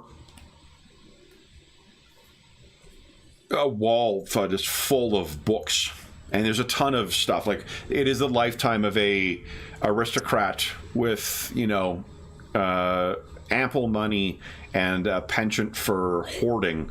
So there's a ton of shit in there. There are stairs that lead up. There's maybe a small a bench or something in the study or in the main area here, and there are, of course, covered by dust blankets, but or dust covers. There are chairs in the dining room as well. Yeah, I'll just perhaps grab a chair from the dining room for now, and in fact, I'll just usher her over to sit down at the dining table and nod to Baragor to carry on with sorting out that sort of... Put a few of those tools together, Baragor. For we'll be needing more barricades, I imagine. And so he goes to gets to work on that. Yeah, just keep an eye on the lady here whilst we carry on. She just... I'm sorry, Captain. Is Captain there no Volker. one... Volker. Is there no one else here? Well, we've no reason to believe that your friend is here, but we've come in through the bottom of the building, and we have not scouted it fully at this point in time. Your friend may be here cowering somewhere. There is a locked room below. Perhaps she's taken shelter in there. He looks around. Could we go down to see? Well, I must warn you that there is great strangeness afoot on this night, and any movements about this house would be need to be taken most seriously. And I would prefer if you were to remain seated for the foreseeable future. She kind of fixes you with a bit of a more focused or more even stare now, and she says, Captain, I came from the ruined land. And you can give us a lore check. This is a 3 to understand the import of what she means. Reading between the lines? Yeah. I might do the same, but... Sure, yeah, go right ahead. But, yeah. So, Claudio, Yes. both of you look at the ruined land. It's effectively the graveyard for Mournhold. Okay. If she was out there when the Necroquake struck, remember those hordes of undead that you guys were on the battlements shooting and trying to drive off? She would have been when they all erupted from their rest. Yeah. So you guys have definitely seen shit. Yeah, I've seen shit. Her experience has been definitely equal to that. Okay. Okay. There's a lot there. Then it's safe to assume, I'm guessing, that you're quite familiar with what's going on. I cannot say that I understand what is going on, but... How did you put it, Captain? I've seen some things. There's a little twitch in her eye when she says that. Might I go down to the servants' quarters? Yeah, my companions are down there. So she says... Go ahead. I'll let them know you're coming, otherwise, you know. Of course. Yeah, they might be surprised by your sudden appearance. So, what do you do? Do you escort her down there? Do you just shout down to let them know? I just call down.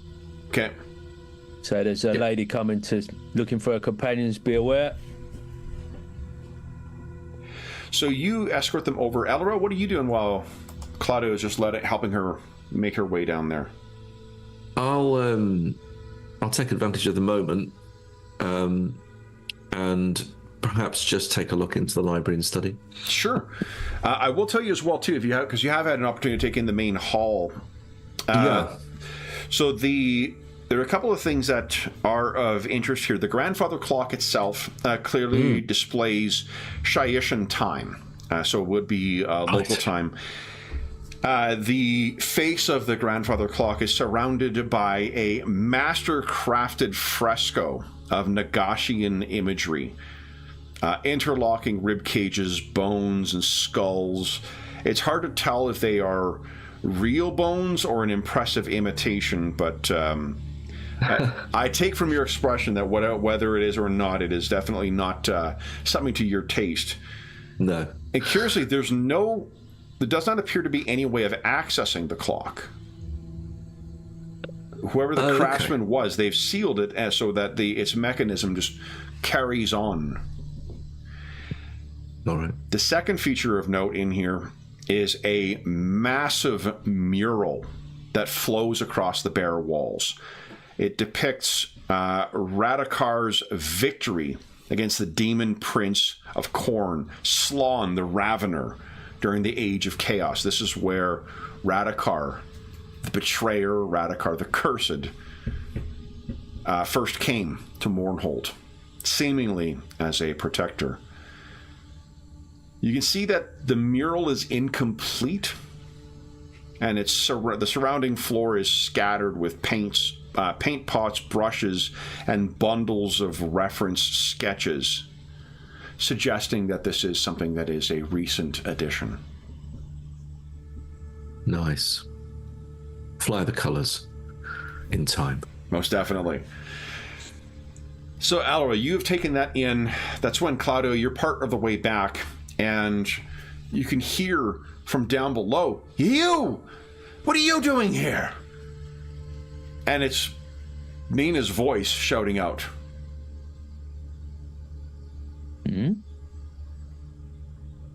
He just spins on his heel. He's like halfway back across the room. And just, what? And because of your natural awareness, Elro, you would hear this as well as you're sort of making your way to the study of like, what the fuck?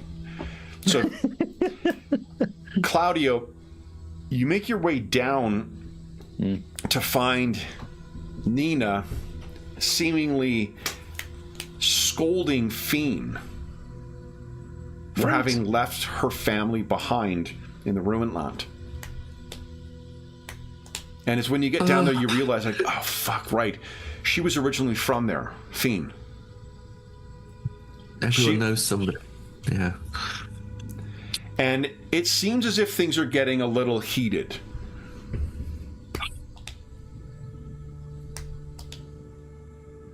Right. We just see the big picture here. Yeah. Elro, do you carry down to see what's going on with these humans, or are you still investigating the library? I probably don't, actually. Yeah. You're like, this is not my... not my dog, not my fight. Not a dog in his fight. Yeah. So, Claudio, this, unfortunately, I mean, again, Fiend is a month conscript, like month-long conscript, right? So, or not conscript, but like month-long recruit member of this. She's barely been in your unit, you know, for an entire passage of, you know, the moons. Yeah. Do you do or say anything? Yeah. I kind of storm in and enough for this. Silence. Okay. Why don't you give us a intimidation? Yeah, if you want, absolutely. Yeah. And difficulty will be a 4 here, I think, because it'll be contested. 4. All right, yeah. Oof. So, unfortunately, tempered. Well, let me see if I get any successes from them. I'm going to roll determination for her. This is one thing I do really like, is that the average folk are going to have stats of 1, and if they do have a skill, it'll be likely a 1. So it's 2. Comparatively, I actually failed, and I failed with her. So in spite of your failure, you still have more dice you're rolling. So I'm going to give the tie to you. They both sort of fall into silence. What do you say? Right. Now, I gather that there is some kind of disagreement going on here. However, under the circumstances, I think it would be better to put this to one side and deal with a matter at hand, which is surviving the night. So I would appreciate it if you folks would cut the disagreement and fall into some sort of order. Nina seems about to open her mouth, but at a single glance, Fiend is following orders. All right, very good. Now, you were looking for your friend, I believe. And she said this, yes. And she heads down the hallway towards one of the right side of the house, leaving you, Fiend, and Ashwin behind. Any luck finding this passage? Fiend and Ashwin look at one another and say, "No, sir. I'm not sure if it's a..." This is Ashwin who says, "I don't know if it's a combination of them going up. There are hundreds of bottles in there, and we could not find a latch to activate it, so I don't know what. We can keep looking if you like. But I swear I'm hearing things in here again." Well, we know how that goes. It's just a trick of the manor. Pay no heed to it. So, with that being said, we'll cut back upstairs. Baragor, you can hear banging around LRL in the dining room as he is preparing things. You walk into the study, and you're certain you can hear something moving in the walls. Of course. Yeah, right. How's my jittery frightenedness? An hour has passed, so actually, you know what? You've come. Okay, so I'm just in time to get it again. Just in time to get it. Exactly. Although this is not a manifestation, you are 100%. If you have any doubt, you look and you can see dust come down that's settled in for these things. Right. Is it?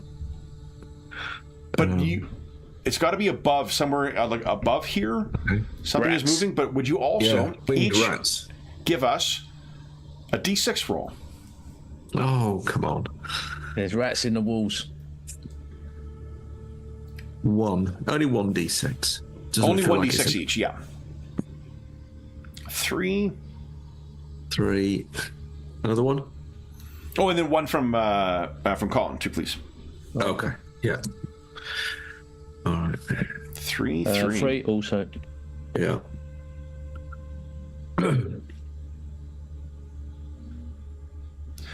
So you hear that, and then unprompted, there is a candelabra set on one of the desks in the study. Flares up a vibrant purple light. Huh? The kind of thing you've seen either from magic or from the liquids that are drawn, that are mined, that the Dwarden mine in Shyish, or in Akshi. imagine, if you will, like a purple flame from a welder's torch, only that is what is dancing atop these candelabras, and it does not look as if the wax or wicks are being affected at all by this. Okay. But there is a brilliant violet light in here now too, casting strange shadows in the library. Okay. Does that help to sort of work out what this noise is? When you look back, it seems gone, although you think you can hear something moving elsewhere in the house. Yeah, in and out the walls. Okay. So we pass the tomes, advanced necromancy 17 or whatever it is. And yeah. So there are definitely, the shelves contain a small wealth of books and odd trinkets from across the realm of death. There is a map of the prime innerlands of Shayesh that is laid out on one of the tables in here, on which there are various trade routes that are marked. They seem fairly new. It's as if someone is setting out, either a very, sporadic or kind of herky-jerky trip, or maybe trade routes. And atop the table, there is a spyglass. The fire in the fireplace is completely cold, and there's a cold draft coming down from there. There is also a strange, gaunt-faced, Shayesh stag. Blanched white fur, dead eyes mounted at one point on the wall. What would you like to do? You still could. I'm giving you the most cursory things that you're noticing as you're looking around. You could conduct a more thorough search if you choose. We said we would do a reasonably quick reconnaissance. I don't know. I don't know if any of the maps will be useful to us. Probably not. It's not going where we want to go, is it? Maybe just leave it for now and head for the stairs. And head for... we haven't sort of just checked out the conservatory and morning room, have we? So you have not, no. Maybe just clear this floor and work back through the parlour and then out to the conservatory and morning room, and maybe just reflexively just be a little bit careful with the conservatory and morning room, because it's thoroughly glassed up. So although these may have had the shutters on them, I don't know. Yeah, see the dark jagged lines along here, those are shutters. Got you. Right, yeah. Okay. Yeah, that you saw from around back. Yeah. Claudio, once everyone's sort of under control, once you've heard what's happened with as Elral's making his way back, Elral, incidentally, that violet light dies as soon as you make your way into the main room. I quite like that. That's quite clever. Although I don't want to think about what blasphemies were undertaken to enable that magic to work, so I'll just not think about that right now. As you make your way past Baragor, he is stacking up some stuff. You make your way into the parlor. Captain Claudio, what would you be doing now? After having brought Fane and Ashrin, or they've brought you up to speed as to what they found in the wine cellar? Yeah, I'm just going to go over to this door I guess that's the southern wall. Yep. Yeah. The one that was locked? The middle, yeah. And I'm just going to bump that open. Okay. Or attempt to. Okay, so that will be... over...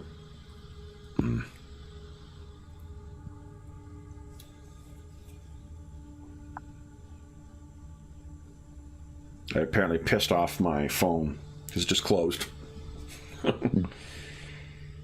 Okay, so...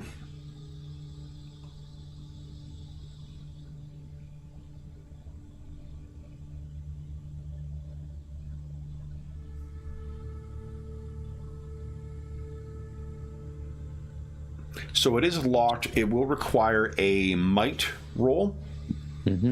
Against a 5.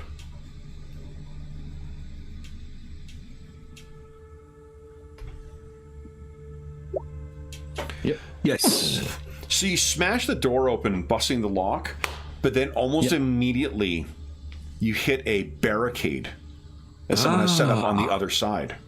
Ooh. Right. All right. Claudio, give us a... hold on, let me check something.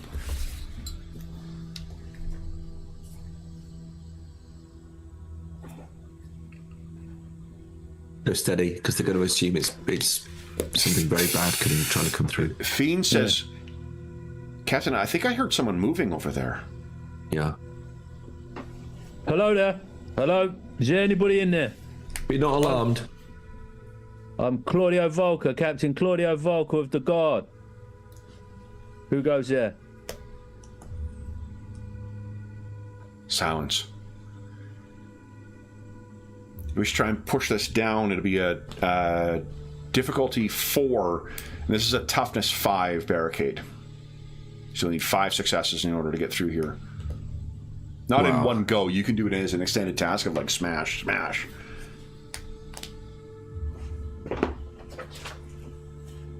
I mean, we could just actually say. Oh, you can smash it down, or you can use body, and it's half the toughness. So you'd need 3 successes. It would be a complexity 3 roll. Perhaps we could just say, Yeah, dismantle your barricade or be left alone here in this house. Yeah.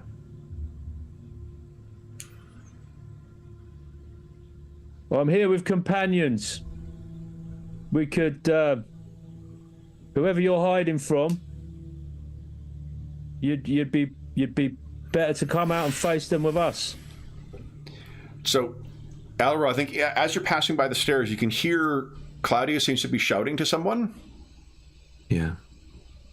You would definitely hear, if you'd like to go down, that's certainly something you could do, or you can carry on. I'll definitely follow up. Okay. What was that woman's name? Nina? Nina. Oh, sorry, I should put it in. Yeah, Nina Wheeler. What's her name?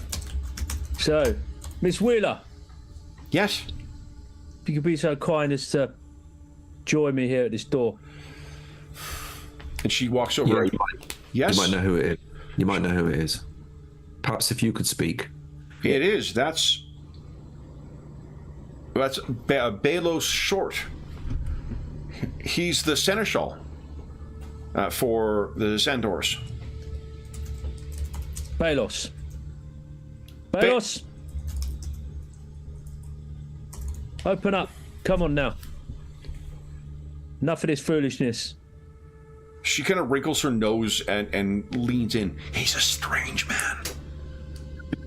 He's a strange... There he is. Oh, Clearly. Great. How strange. How strange. Believe me, we've done strange.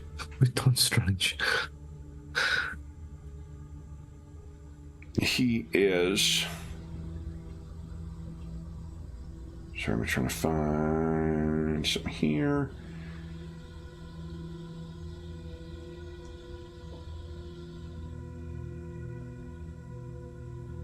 Ah, here we go. He's old.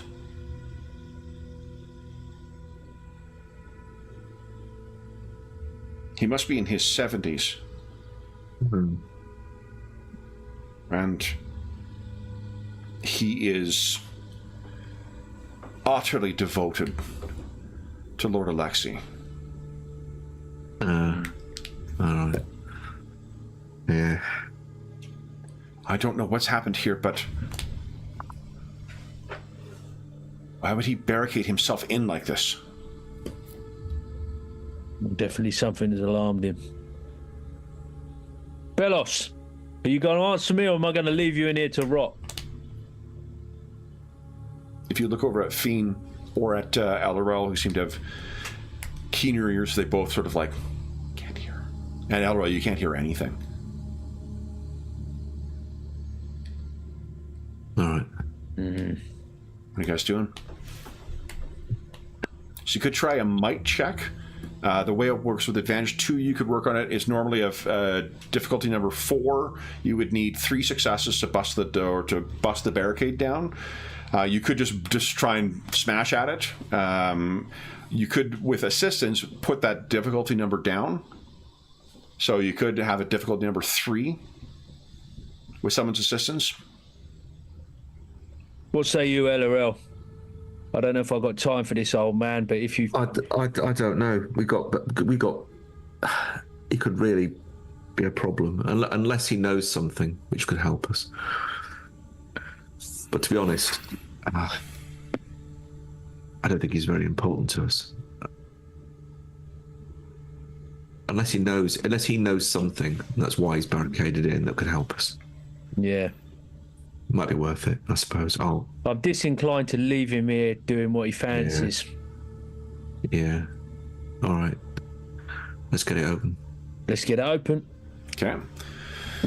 So then, Claudio, would you kindly give us a might check in difficulty number 3? You're looking for a complexity of 3 here. Nice. Almost. It's close. You could spend your hero point and re-roll those 2 1s. No, I'm not wasting my hero point on this old man. No. He's done a hell of a job of stacking that shit up in there. But we can, presumably that's weakened it, and we could do it again, could we? Repeating tasks. Generally, the difficulty goes up by 1, I think, with repeated tasks. Okay. Let's see. And it's only time you're wasting here. So yeah, go right ahead. Do the exact same thing. This is not just like one chance of throwing yourself against. It's you trying again and again, trying to get through here. What is it? Difficulty for you? Difficulty is 3 once again. There you go. Is he stacking more shit up in there? Each give us a... Oh, I'm just saying, like, you haven't heard anything, LRL. Would you each give us a D6 roll, please? D6.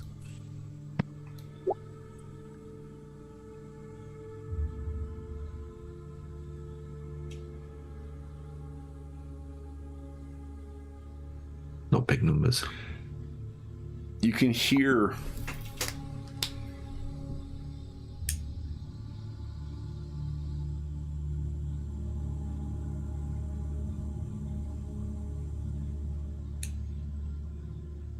I think as you throw your arm up against it, what you see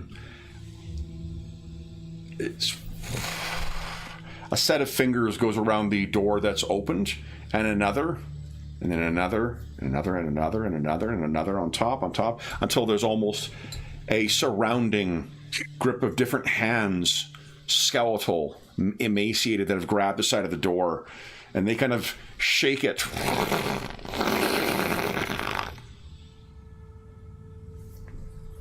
Well, many hands make light work. Do you wish to try again?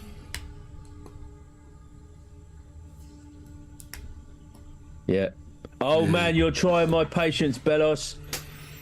This doesn't bode well for you when I get in there. And here you go, racing forward. Here it comes. Difficulty 3. Let's see those 3 successes. There you go. Wow! All of a sudden, floodgates open. And all those hands disappear as you're throwing your shoulder into it, Claudio. And it bursts open. And what you find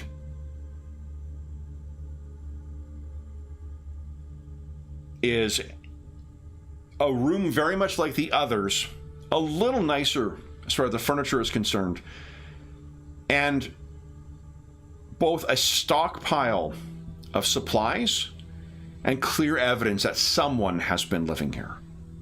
Mm. From smell, they've been holding out as well for a couple of days. Have you got any bottles of wine from the cellar? Empty bottles, yes. So it's conceivable he could have that passage could lead into this room. Am I thinking? Or if you're thinking out loud about this too, Alorel, you were certain there was someone upstairs and probably in the, in the walls as well. I think we want to find that. We want to find that secret door, don't we? I think.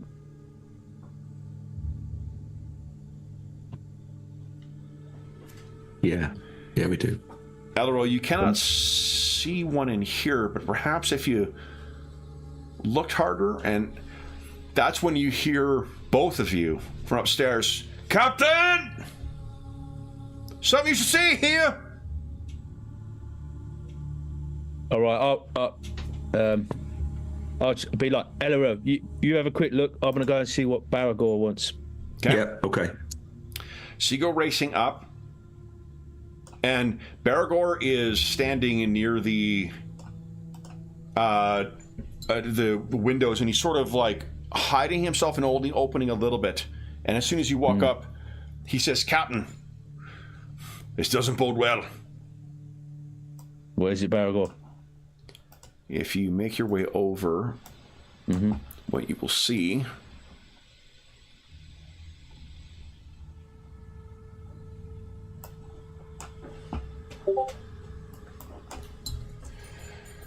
what are they called?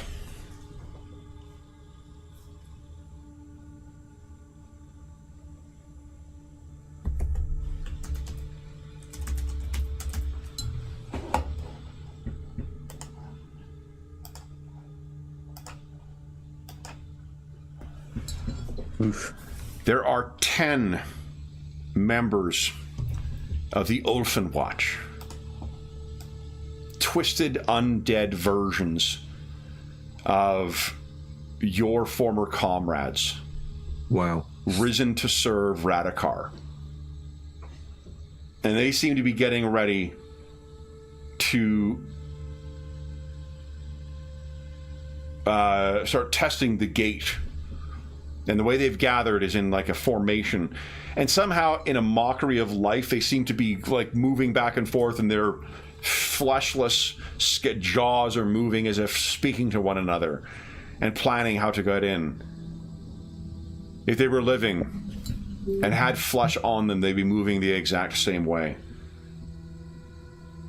It does seem clear that they are intent in coming in. And that's when you hear it, Claudio.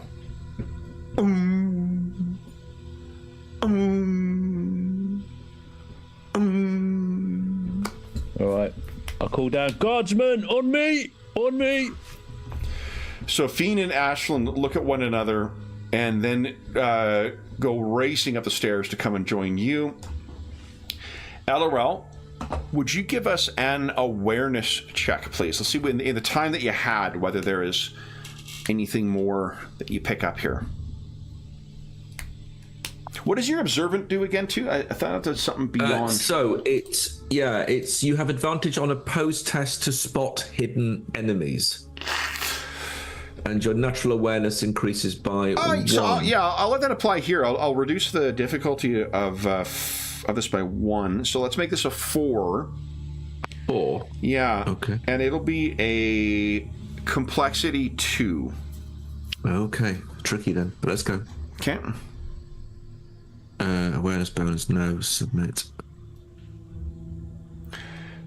So you are reaching around on here, and then you find... Yeah, I think I make it. You open up a secret door. Ah, right. And it seems to lead into the walls. And that's when you hear from upstairs, Guardsmen, to me! I'll move then. Do you leave the door open or you close it? I'll close it. Cool.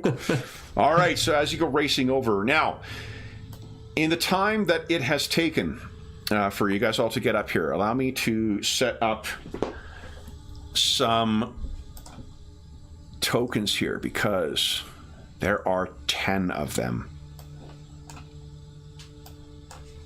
Now, let me check. While you're doing so, you guys can bring one another up to speed. It does appear... Yeah. So I'll let you talk. Yeah, LRL, we have Some of my former fallen comrades couldn't stay away from me, it would seem. But unfortunately, let's deal with it then. they are not the noble fellows they used to be. Where are they? They're at the gates. Yeah. Right. I don't know if you can.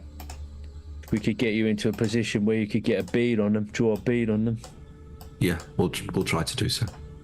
And they definitely have the same armor. They've got plate armor on them as if they were living. Each carries a impressive spear and shield, and some seem to have crossbows strapped across their back, a quiver of bolts at their side. All right. And use cover where we can. The advantage of being in the building. Oh, and the way they're moving as well is just uncanny. Like it's the that disturbing Harryhausen-esque kind of movement where they're moving almost too quickly for what you would expect as a bag of bones could do. So from where you're sitting, you can see that they are they're testing the gates, and it seems as if the gates are going to be whatever other faults that House Sandor may be guilty of. Home security is not a shortcoming of theirs, because they're testing it. They strike it with their the big spears or halberds, and then seem to be like, "Get over!" And they now seem to be scattering. You cannot see where some go because they're moving around the walls. But Claudio, you need not make a roll for this. If you were in their position, you would be sending them and flanking. Mm-hmm.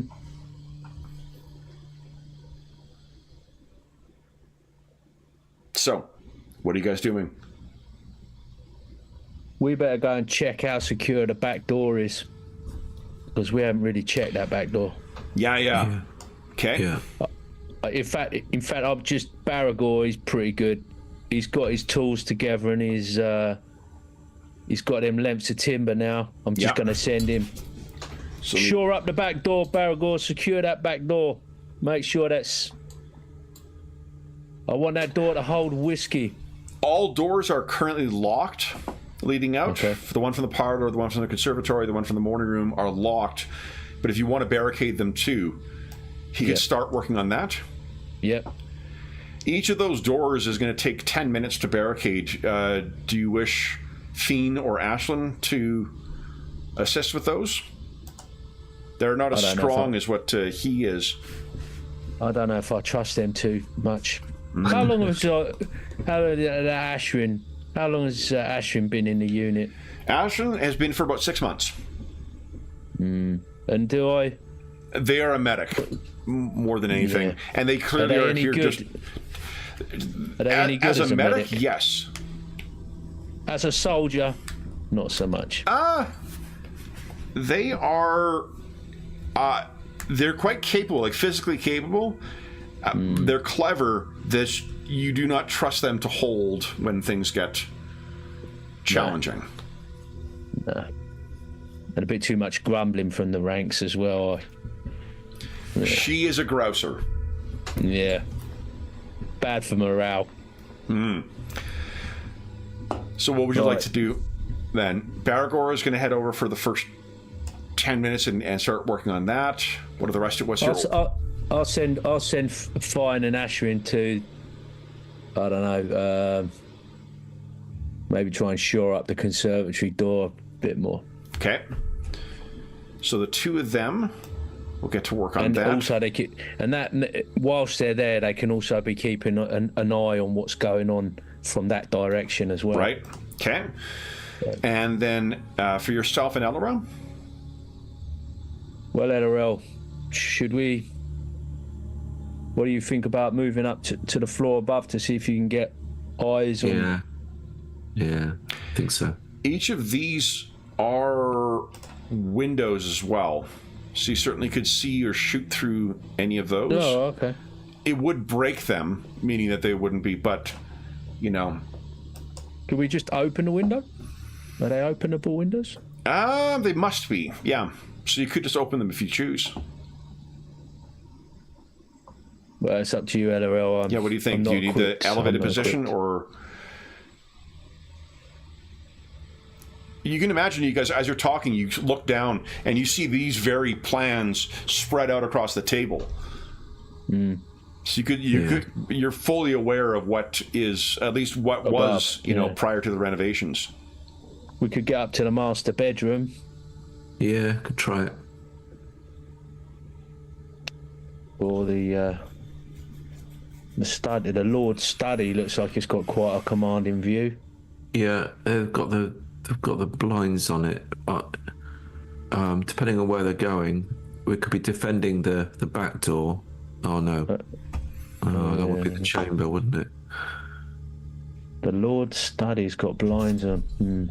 Methinks the Lord don't like the daylight. No, I don't think so. I think,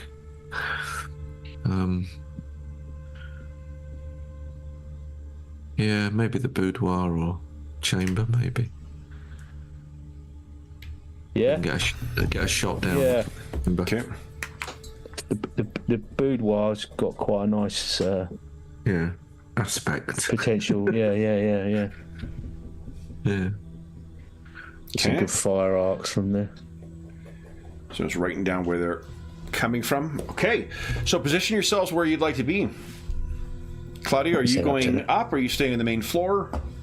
I'm going to go up with LRL for now. So hopefully I can get a more strategic view up there of what's going on. So perhaps then be able to see over the wall a little bit and see where these guys are headed. So this is, as we get into the round per round, each of these rooms you can think is a zone.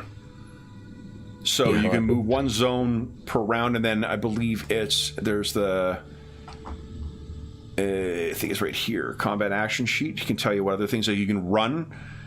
You can move to an adjacent zone as your action. Well, what I'll do then, if you take the boudoir, LRL, I'll head to the chamber at the back here, and then we've got a fairly good coverage of all directions. Okay. Ish. So why don't you give us, let's see here, Baragor, would you kindly, Captain, give us a 4d6 roll against difficulty 4. So that's 1 as he's stacking shit up against this thing. So he's got a barricade with a toughness of 1, so that's good. Fiend and Ashrin, the better of the two of them would be Ashrin with 3. So it goes to 3d6 against a difficulty 3 because they're working together. That's 1 as well. Okay.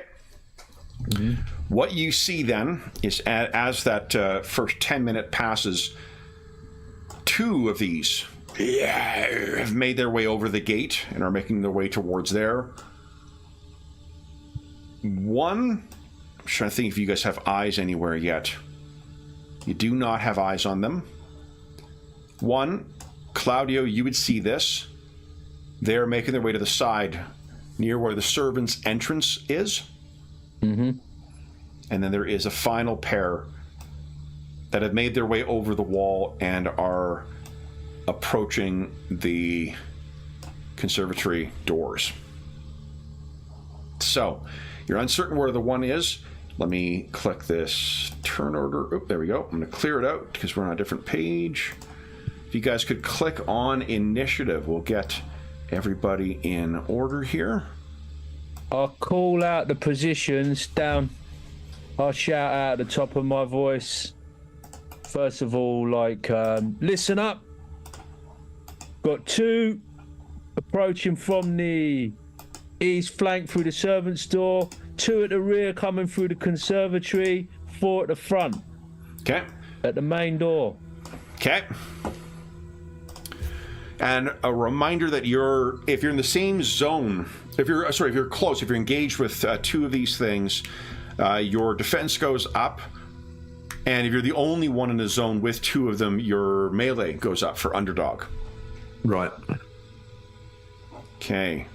And then let me add the rest in here. Ashlyn, Baragor, and Elderol, if you click on initiative, please. Sorry, yes, that was okay. So then they have initiative. These are slower than those dire wolves. I know you're disappointed, guys, but don't worry. There's very fast things you'll fight soon. That's fine. We go 3, and Ashrin is 3, and Fiend is 2. All right. So, Descending. All right. So that is the order. Elderel, you are up first. You can see 4 of them have made their way over and kind of their spears and their shields out as they are approaching the front door. What are you doing? You have an action first, or you could delay? It's a patient strike, which didn't help me last time. Really. Melee accuracy increases 1 step. Okay, in which case I will patiently wait, and I'll effectively aiming, I suppose. Yeah, so you're leaning out the window and kind of like getting ready for your shot. All right. Either Baragor or Ashrin is acting next. Right. Baragor is gonna. We don't know what's happened on the left flank, do we? On the eastern. No, the left side of the house. No. He could get eyes by getting back in the dining room, so that could be a move for him. Yeah. Okay. Yeah, he's going to move into the dining room. So you should have control over the... Yeah, they're perfect. So then what you see right at the window, they're going to smash the windows in. What's he doing for his action? And there's one right up at the window. 2 of them, yeah. 2 of them. He could attack. He could... I think he's just going to smack straight through into one of them, connect with it. Go right ahead. So give us a 4d6 roll, please. The difficulty is... difficulty is a 5, because they're shields. Oh. Okay. That's not good. That's 1, though. So that's 2 points of damage. Unfortunately, their armor is pretty fucking tough. See, hits it through the window, but they deflect it aside. Then it is Ashrin's turn. What's she doing?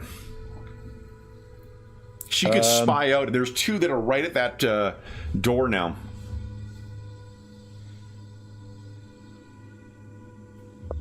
I think that door's going to be all right for a minute. I think she's going to move across. For Fiend or for Ashrin?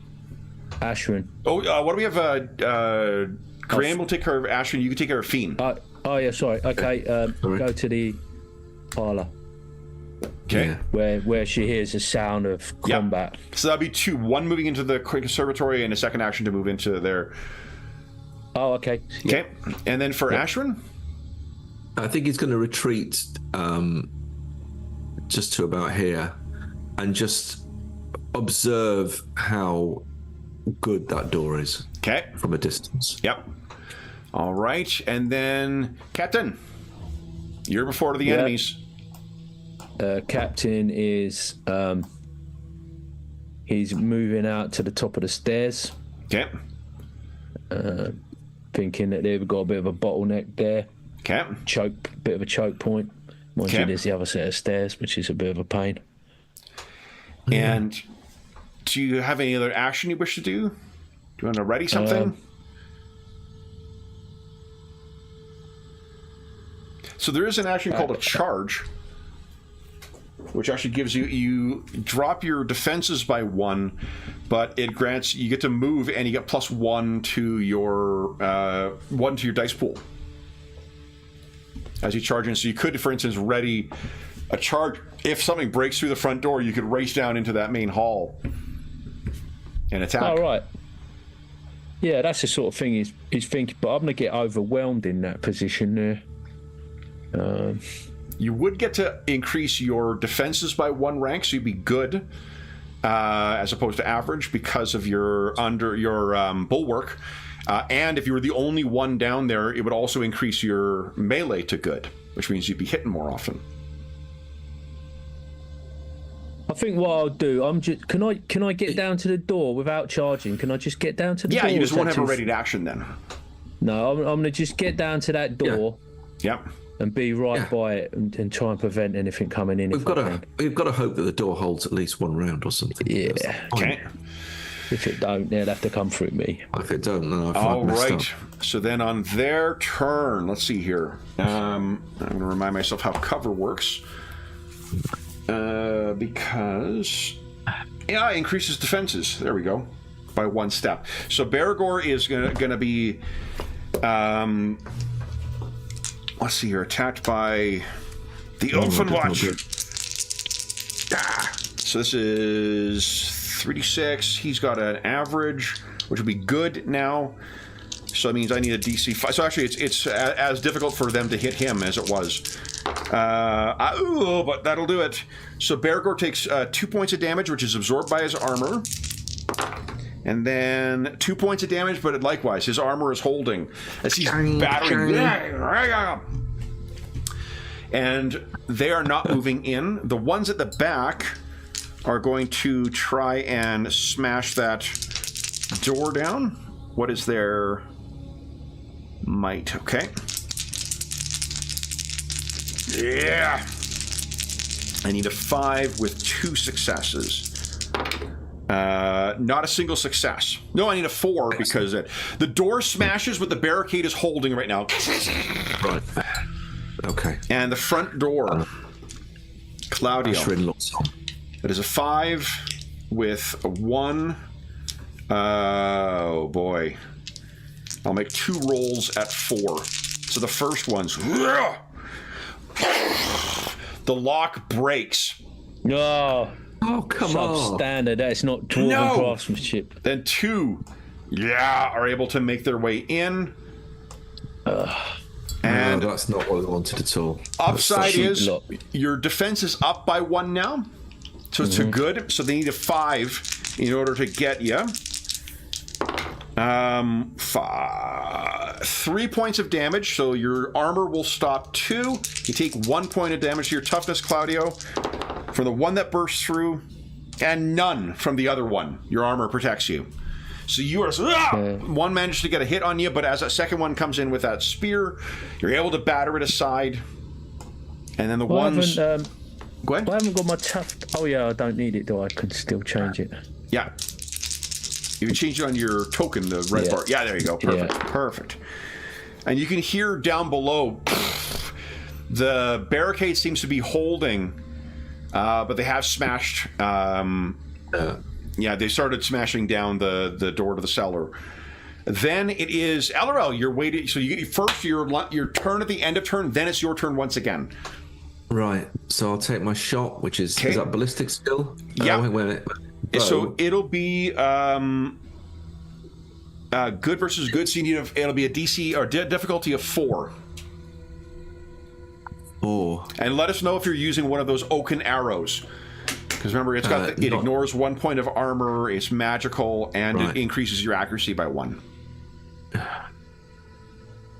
Let's see how good it is. I'll do that. Okay. So then it's actually a difficulty number of 3 you're rolling against. Okay. And I get the my accuracy increases 1 step. Yeah, so that's including all of the factors in. Your accuracy is average normally, goes up to good because of your precise or whatever it is, the patient shot, and then it goes up by 1 more. So it's 1 higher than their good, which means you got a difficulty of 3 you're rolling against. Oh, okay, all right. So that's factored in on the difficulty. Make that roll. No range bonus there. I don't think so. No. So go ahead. Come on. Yeah! Holy smokes! Wow, man. Choosh. Well, tell us what it looks like as this oaken arrow activates and takes one of these things out. It actually rather dramatically hits the vulnerable area of the neck and actually sort of just takes off the head. It hits the helmet, hits the base of the shoulders, rattles to the ground, and then the knees give out, and it sprawls out on the ground. Adderall, top of the round, you're acting again. Okay, this time I'm going to just shoot. Okay, using one of your 4 remaining oaken arrows, or are you using? I use a standard arrow. Okay. So the difficulty is 4. Difficulty is 4. Yep. Okay, let's just see how I do. Come on, come on. Go. Oh, submit. Okay. 2 extra hits damage. it. So that's 4, I think. It's a difficulty 5 because you're rolling average. That's good. I can just roll. I can just hover over. So that's 1 success. Okay. So, 1 extra damage, is that right? Yeah, it's hard now that they're moving and now that because you can picture you shot that one and then quickly drew and shot a second one. It's just there's so much armor on these things and the shields are up. So it's 3 damage. 3 damage, reduce 2 from their armor down to 1. Piercing. It's piercing. But piercing is a type of damage. Penetrating is what allows. That's what your oaken arrows are so good because they're penetrating. Oh, got you. Okay. Yeah. You could move now too if you like. Yeah. I'm doing no good here now because they're all going to pile in. So I'm going to rush, move to the stairwell. Okay. So you're racing over there and you're about to go down. And I'll slide down the banister on the next. Sounds good. Next round. Baragor. Baragor's just wailing on him with his axe. Okay, 4d6. Difficulty of 5.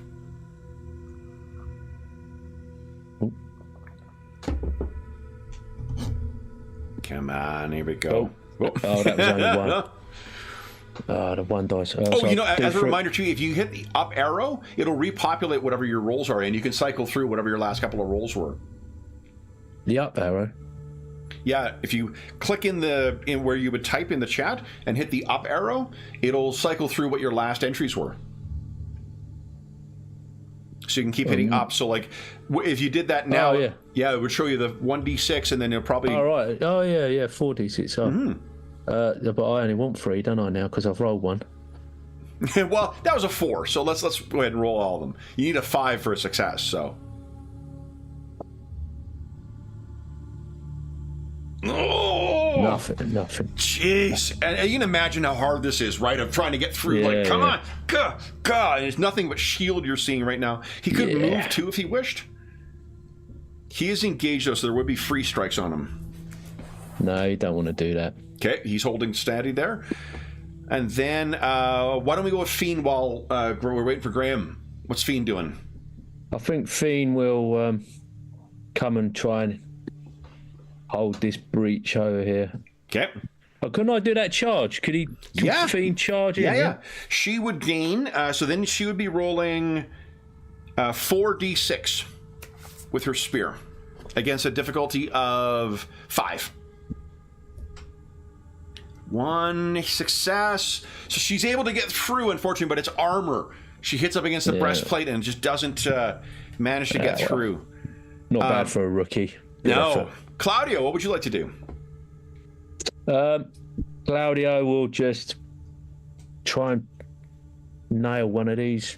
Yeah, so right now, you are engaged with 2, which means your defenses are up by 1. And you're the only one in the zone, which means your melee goes up by 1 as well. Mm-hmm. So, if you wish to strike with your sword, their defense is good, your attack is good. It's a difficulty 4 you're rolling against.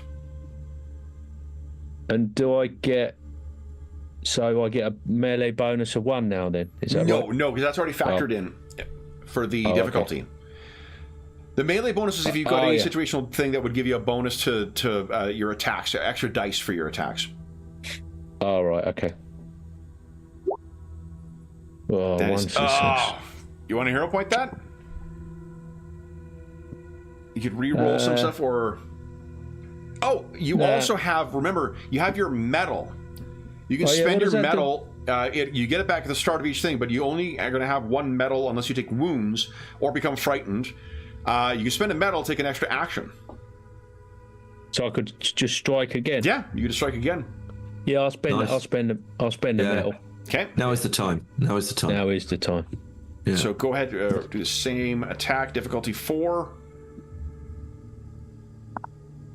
Come on. Yeah, 4. Boom. That There you gets go. through one of them. Ugh, you can hear the breaking of ribs.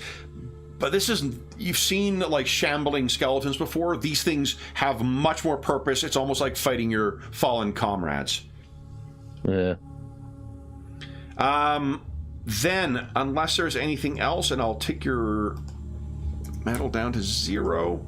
And Elor, I forgot you had one. So, Ashrin, what does she want to do? Or they want to do? Looking at it, the door between the conservatory and the parlour. Yes. Yeah. So I think her thinking is, oh, there's a stairwell there that goes down. Oh, that doesn't matter. It's going to be a case of trying to delay them.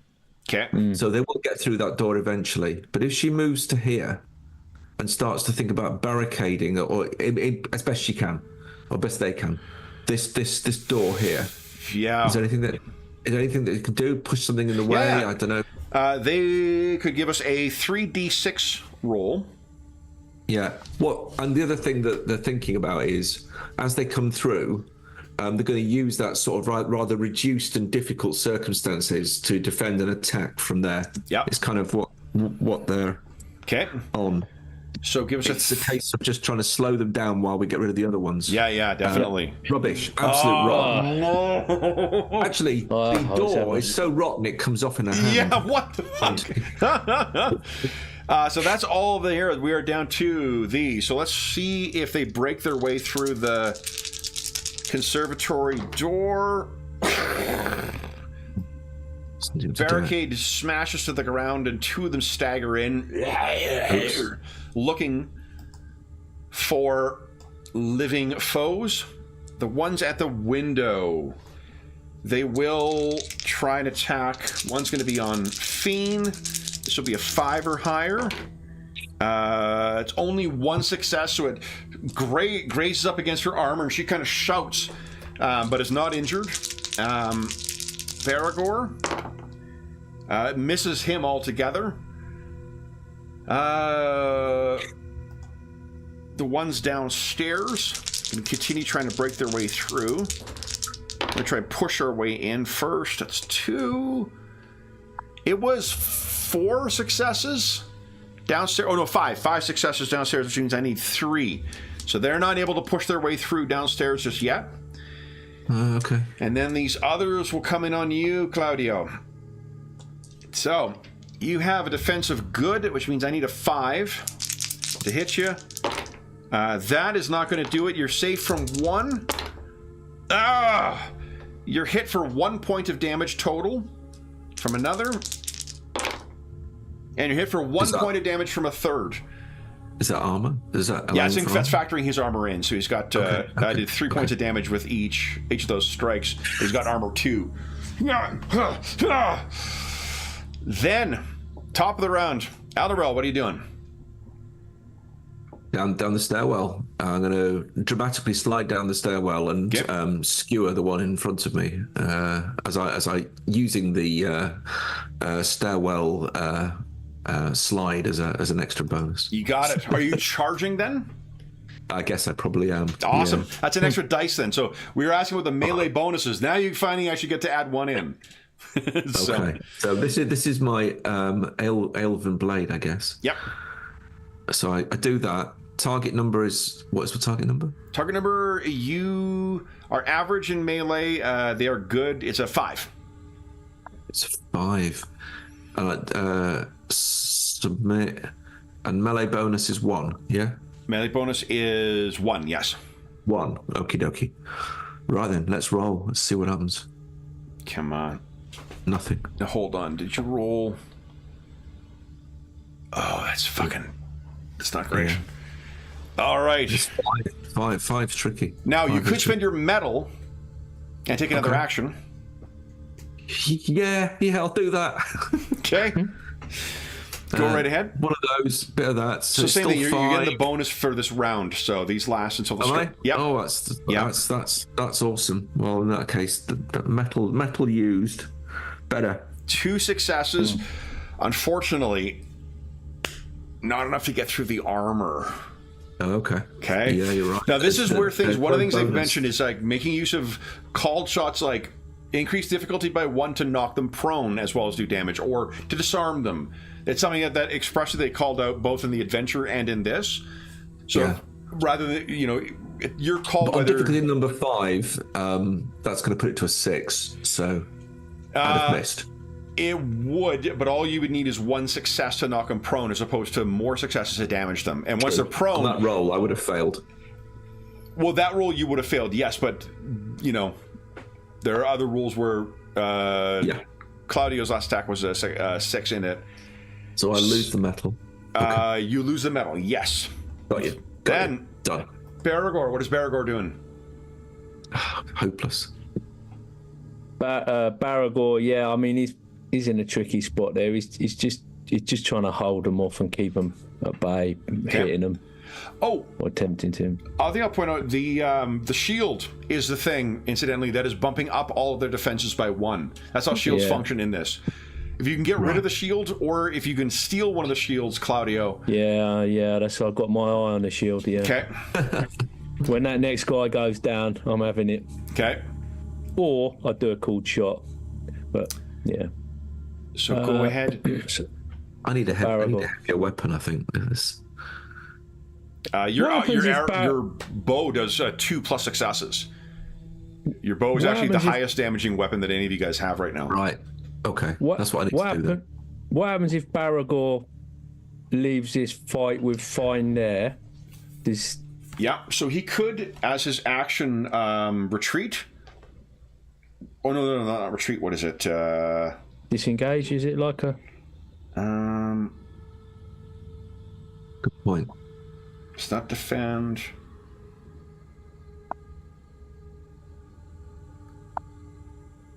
I'm trying to remember how that works.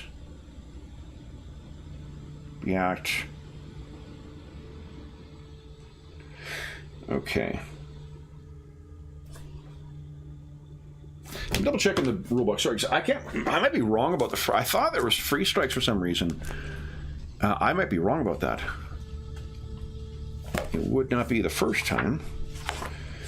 Let's see.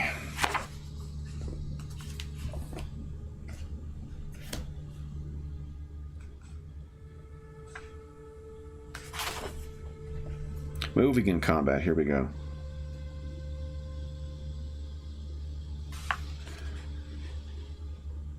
In Soulbound, there is no penalty for moving away from an enemy. However, some enemies may have special abilities that allow them to attack a character that moves away. That's awesome. Right. So there is no attack of opportunity. Ignore me. So Baragor could freely move around here if he'd like. He wants to charge in and help his captain because he sees him hard pressed there. Yep. And he wants to barrel into this fool. You got it. Yeah. Is he charging? Yeah, because he's fed up with trying to fight with that window in the way. And he's getting real frustrated with that situation. So it'll be... Let me see if there's any combat modifier for outnumbered or for flanking, too.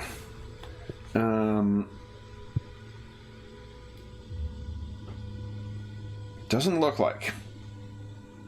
So, go ahead and give us a 5d6 roll, please. Difficulty is a 5.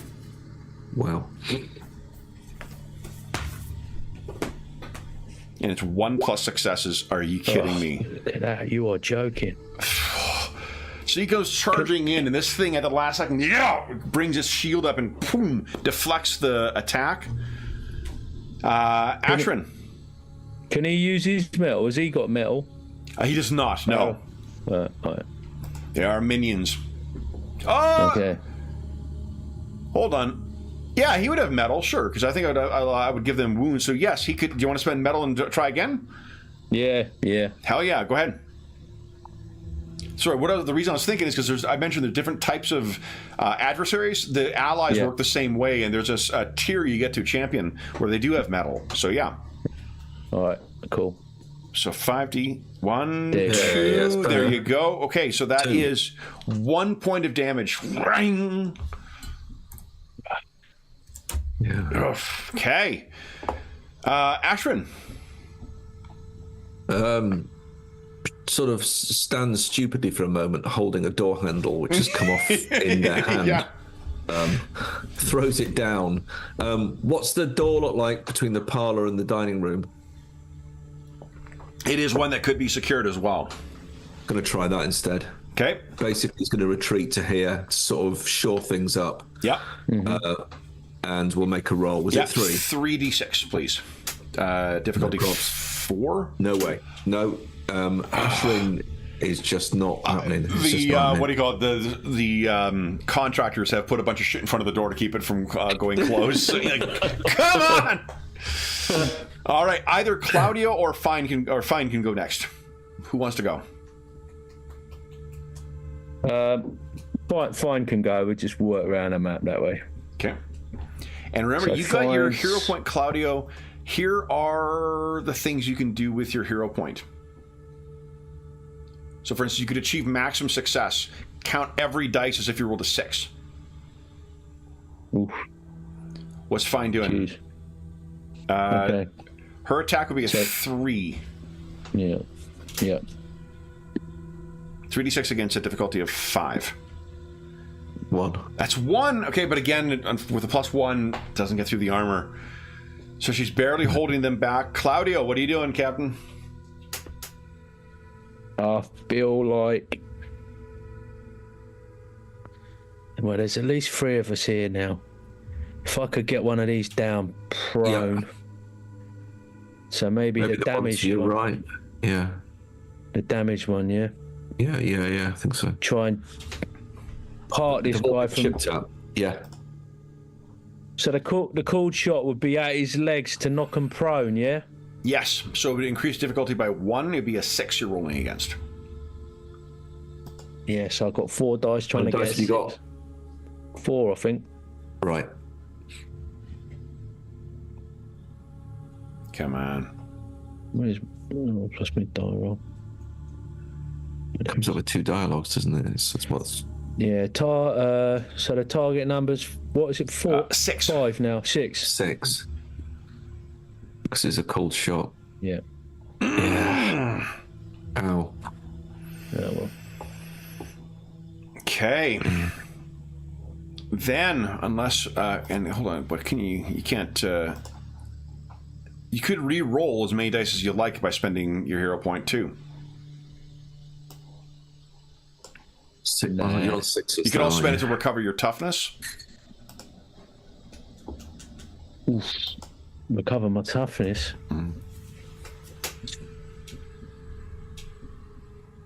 Blimey. What do you think, Claudio? No, I'm down to 2. What did I start at? 7. 7. I don't know. I don't seem very heroic at the moment. I think I should go around more. Okay. Then it is the monsters. All right, so first, we'll start on the far side of the house. They are going to start hacking at the barricade. That is 3 points of damage, and that is only 2 points of damage. So you can hear the barricade has been destroyed down below. The ones in the window are going to attack Fine again. That is a miss, or at least it doesn't do enough damage. That one doesn't do enough damage. The ones in the conservatory are going to... Oh, these guys could move too, couldn't they? So they're down in the seller's quarters, or servant's quarters. The conservatory to the parlor. And from here... We'll push Ashland back so they're in here. But that's all they can do. And I think Astrid will be trying to hold the door. okay. I mean, she tried. Okay. Yeah, that was what her roll was from before, and she didn't roll a single success to try and hold it against them, so right. there's nothing to prevent them from moving into her zone. Now, let's see here. We got one on Elorel. Elorel, your defense. You charge, so it'll be one less. I think it's poor. Okay. So I need a 3. That is 3. 4 points of damage, reduced by 1 from your armor. 3 damage you take. Claudio, you currently have, because of Bulwark, you're at good, so they need a 5 to hit you. 1 managed to hit, but it does not do any damage through your armor. And then 1 against Baragor. They need a 4 against Baragor. That is 3 points of damage on Baragor. 1 gets through the armor, so Baragor takes 1 point of damage. And then that is it for the bad guys. Elorel, you're up. What are you doing? If I can, I'll step back, get to the top of the landing, and then shoot an arrow at the one that's down at the bottom. You got it. I think that's probably the best option I have. Okay. You spin. I think it's still looking a bit desperate. I'm going to use another one of my oaken arrows. Love it. Okay. So the target number for... Sorry, remind me of the target. So because it's going up by 1, it means that your accuracy is a good, their defense is a good because that fucking shield, which means it's a 4 that you're rolling against. Okay. 4. And I don't get any bonus, do I? No. No. Wait. No range. Hold on. Yeah, but it's penetrating as well with the thing, so it'll ignore 1 point of armor. Okay. You rolled the Elven Blade, though, which means... Give us 1d6 extra. Oh, okay. Yeah, you've already got 2... It's because you got 1 more dice in your... Actually, I think you might... Yeah, you got 1 more dice. That's excellent. Hey. So it's 3 successes plus 2, 5 points of damage.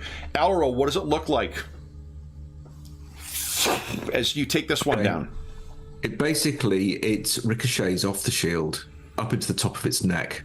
And its neck sort of snaps back, and it just sort of falls down. Okay. Both its spear and its shield hit the ground. Yes, indeed. Baragor is up next. What's he doing? Or Ashrin, either.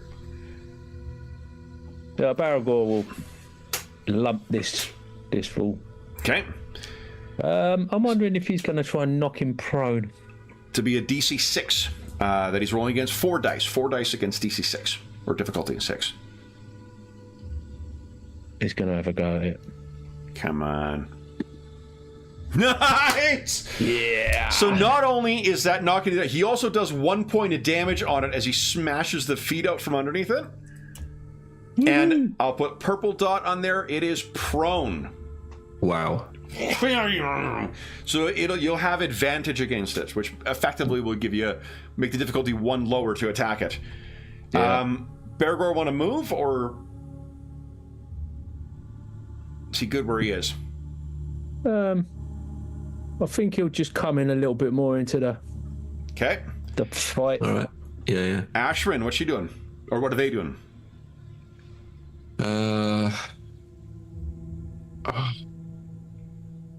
Got to really fight, because otherwise Fiend is going to get trounced. Or you both pull back. Yeah. She would be attacking. They would be attacking with 3d6, and it's a long sword they have, so it'd be success plus 1 damage. Well, what they can do is attack, and then pull back. Yep, absolutely. So we'll do that. We'll give that a go. Okay. /6. It's 3d6. You say 3d6. Difficulty is a 5. No. Okay. No. So and she pulls back to fall back. Sort of. Okay. To be kind of back to back with Fine. Yeah. Okay. Then either Claudio or Fine are going next. Claudio wants to curb stomp this guy that's on the ground. Okay. So that would be difficulty 4 against it. Is that because it's prone? Yes, because it's prone. Yeah. Right. Right. Come on. Big hit, big hit, big hit.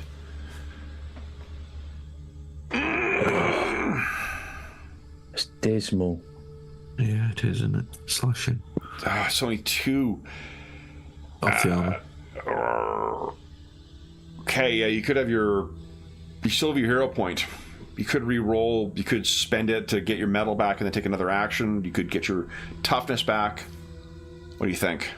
I'm not feeling it. Okay. I'm still not feeling it. It's difficult, isn't it? Because we may have a long way to go. Yeah, it's just don't seem, just because he's ballsed up, it don't seem heroic timing. Okay, so would you like to grab that shield then? Yeah. So then what you can do is on your character sheet, there is a listing for bonuses. You could bump a +1 to your defense, which would put it up to good. Yeah. Now. Yeah, where's that? It's just by your combat abilities to the right of them. Where's it? Okay. Underneath the skills. And you're still engaged. You still have 2 that are in close range from you, so that actually, whatever the step is above good.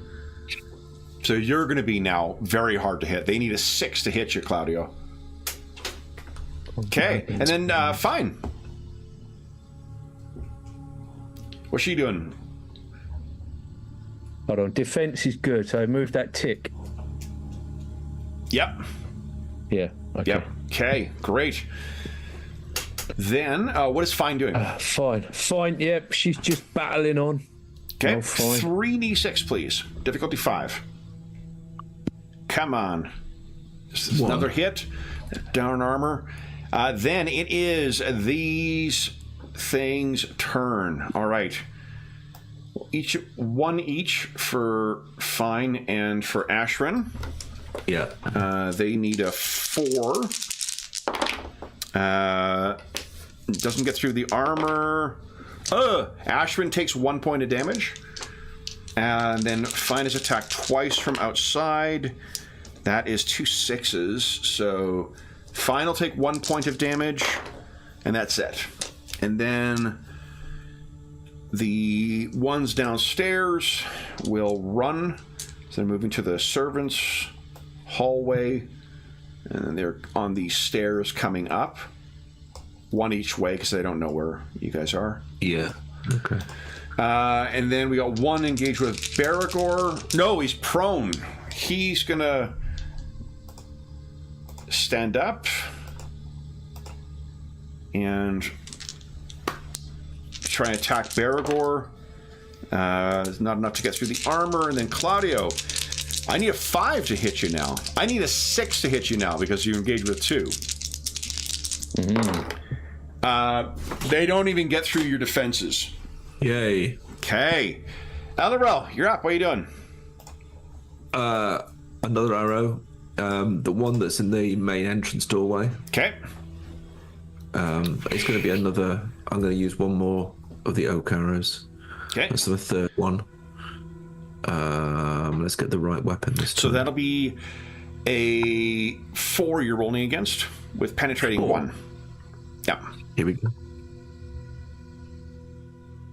Nice. It's 5 points of damage. What's it look 5 like points of damage. as this one goes down? All right. Wow, just slapping them down. Exactly. It just thuds straight into the middle of its breastplate, but actually just smashes straight through it, and it looks down stupidly at this sort of pulsating oaken arrow, and then just sort of collapses. Love it. Elroy could move if he wished. I'm not sure if you want to, but No, I think he's all right there for now. He'll take a bead at the next one. okay. Baragor, 46 on the attack if that's what he wishes to do again. Do you want to knock him down again, or do you want to try and strike him?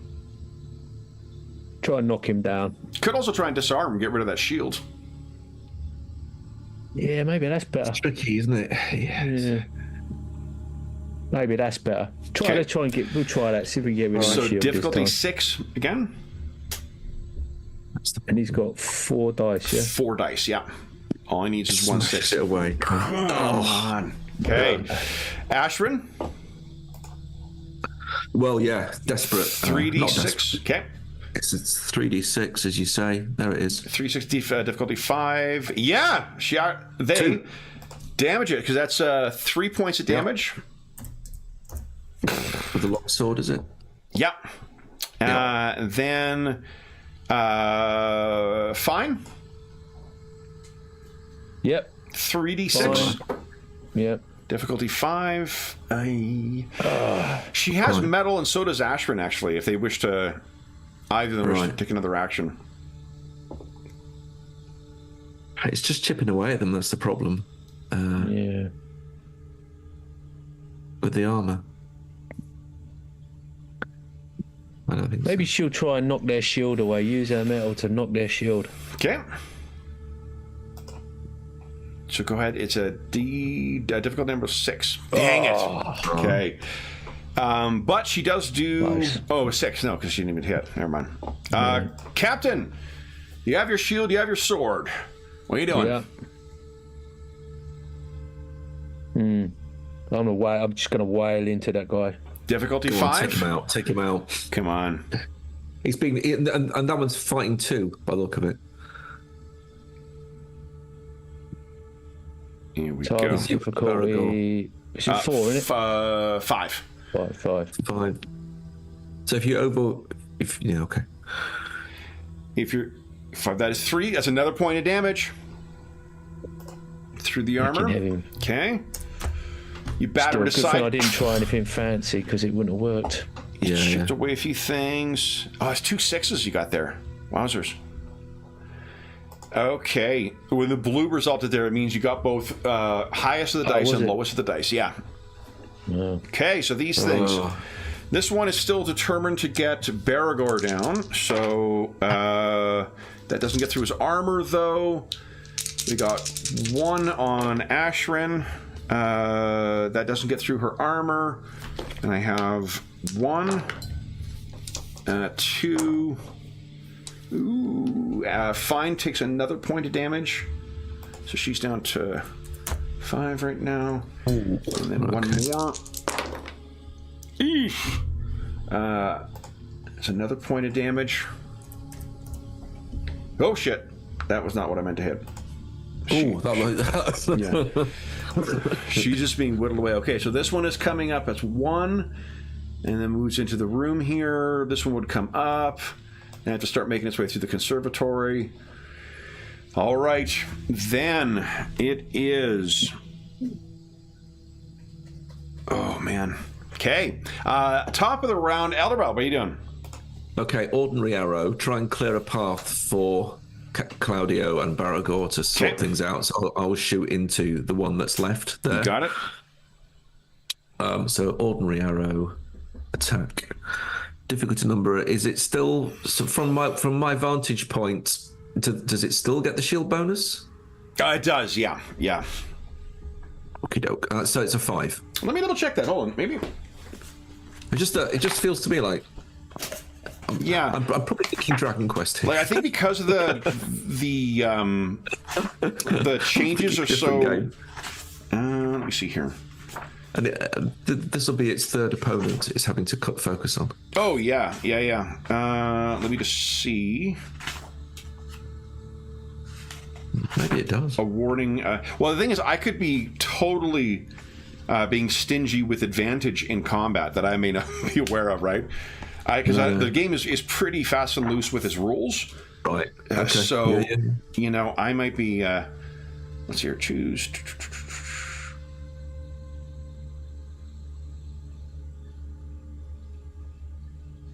Okay.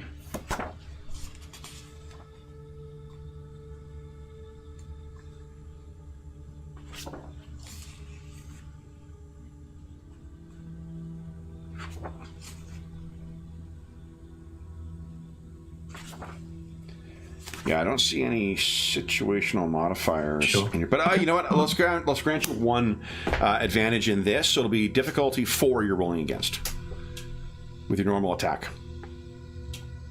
That's enough to take it down. Not as pretty of a shot as some of those others, but it's another one down. You could move now if you like. with that, I want Claudio. Can you just shout out, "Get out of there! Get out of there!" Finn, Ashwin, to me. Yeah, to me. Definitely. Yeah. Calling out. Elroy, do you want to move, or are you going to keep your... I think if things are coming here, I think I'm in a really good position. I'm going to just knock another arrow, I think. Okay. Baragor?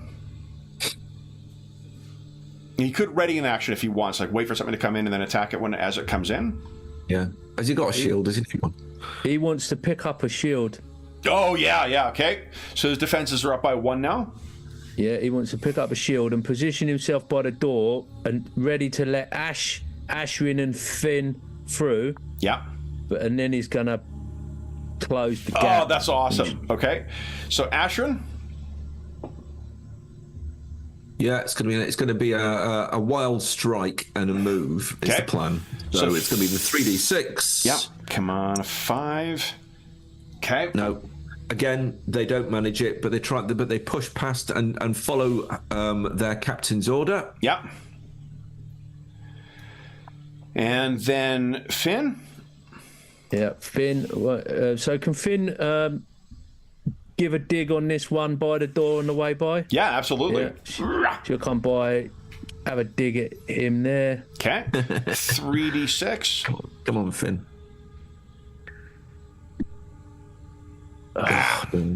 No. But she's able to move into the main room, and then Baragor, why don't you give us a 4d6 roll for your might? Yep. Difficulty will be 4 here.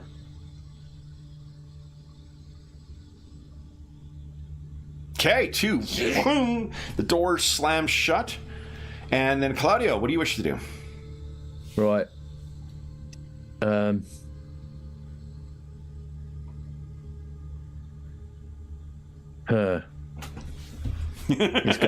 He's gonna come up. Well, he's gonna come up and be ready by this door. If anything comes through, prepare. I might just think about they've piled their way through the main entrance. Is there anything you can do to secure the main entrance? Yeah, they bust the lock. But all they've done is bust the lock, so the door's still on the hinges. You could just do the same thing that Baragor's done. Or something, or I don't know. Just thinking, don't any more coming round the. True. Okay. Yeah, Baragor's got the door for now. Yeah, that's a good point. I'll try and secure this whilst instructed. Fine. Get the shields. Pick up the shields. Anybody without a shield, grab a shield. Let's get this done. Okay. There were 3 available shields in here, so do you want Ashwin or Finn? Finn is more of the frontline fighter than what Ashwin is. Finn. Okay. So each of you guys have shields. All your defenses are up by 1. Claudio, give us a might roll as you push your back against the wall.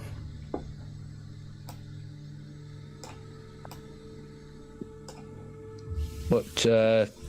Oh, sorry. Target number is a 4. Yeah. Okay, you got 1. All right.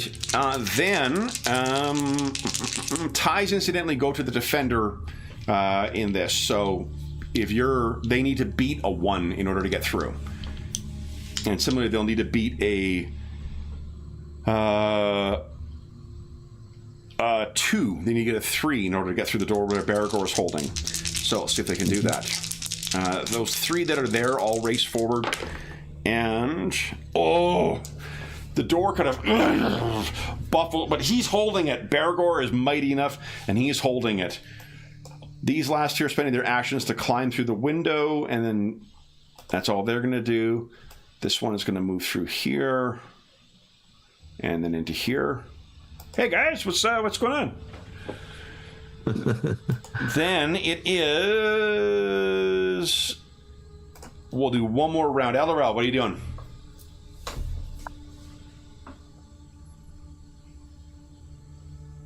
don't know if I can just aim or... You got Baragor throwing his whole Dwarven weight against this thing. I suspect there isn't a bonus for it, but I think LRL will just have an arrow ready. This is a perfect one for your patient shot, right? Patient shot, then, yeah. Right, because then you're going to wait till all of them come in, and then you can unleash. Then let go. Yeah. Excellent. Then Baragor, he's already got it. If he's just going to hold the door, I won't make you roll again. You can choose to roll again and try and do better. Right now, he's got 2 successes. Right. What do you think, Captain? I'm just wondering if we just like now they've thrown themselves against the door. If he just pulls the door open, he gets the initiative and lumps them. Yeah, they wouldn't have ready to actions.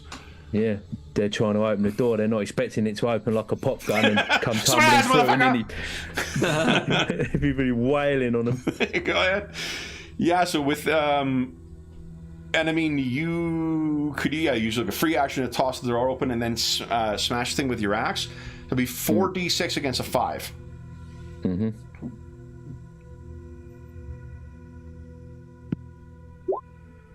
Oh, dearie me.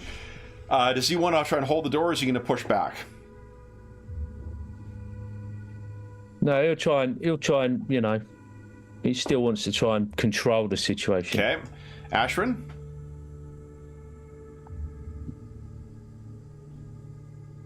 He's going to hold. Yeah. Hold. Okay. Fiend, we're fine? I don't think we ever decided how to say her name, but... No. I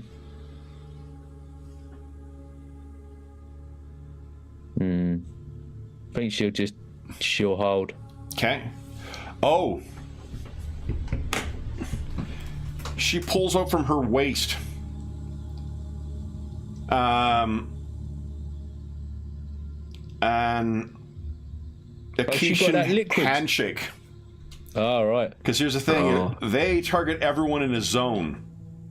Right. And some of those things do not, armor doesn't help you with it. So can she come and open the door and just lob it in there? Well, the door has just been thrown open by Baragor, so you just need to throw it over Baragor's head and in there. Okay. So, an Acacian handshake. So it's a range attack. So she needs to get 1/5 out of this. And she's used her... her metal. Does 3 damage, which ignores armor. And... it takes an additional damage, which ignores armor at the beginning of their turn.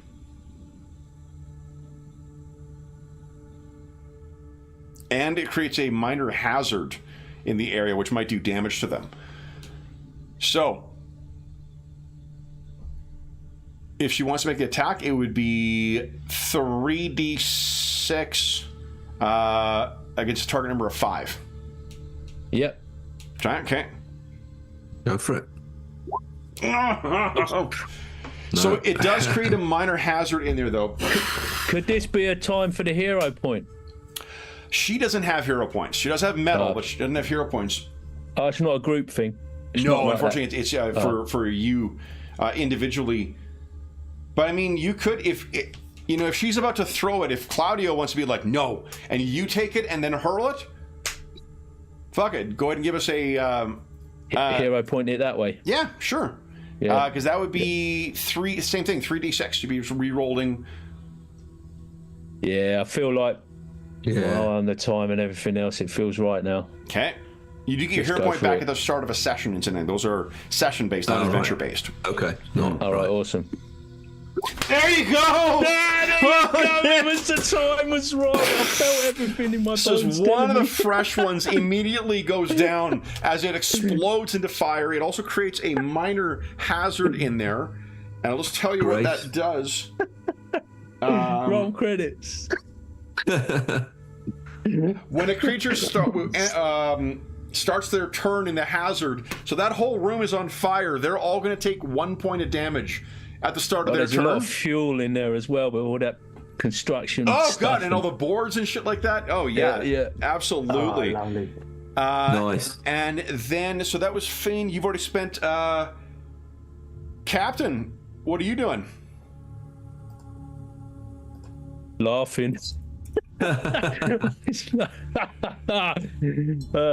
what for instance, what you could do, because you still have an action, you could run forward using your might, slam the door. Yeah. Just he walks up to it, looks in, and then just nudges it with his hand shut like that. Go ahead and give us a might check. What is it? A four, isn't it? DC, yeah, four for this one. I don't know why I can't remember, but Yeah, it's a brand new game with a lot of moving parts. oh, And two successes. They would need three in order to get through. So, Claudio, you are up against the door. Smoke is billowing out from underneath after that Akishan handshake has gone off. And guys, our last session before Christmas has come to an end.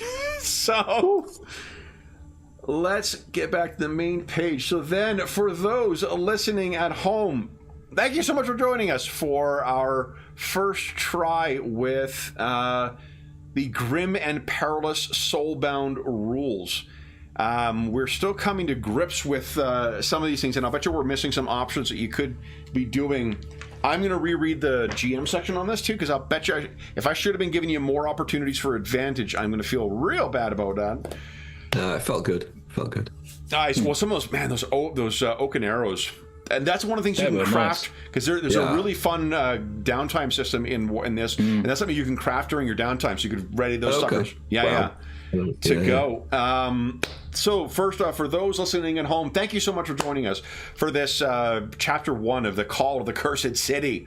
As is always the case, if you have any comments, questions, or concerns regarding the session, the campaign, or the game we're playing at least, or the supplement, this is, again, all the rules we're using and the setting are from Ulfenkarn. It is a newest supplement from Cubicle 7 for their Age of Sigmar Soulbound line.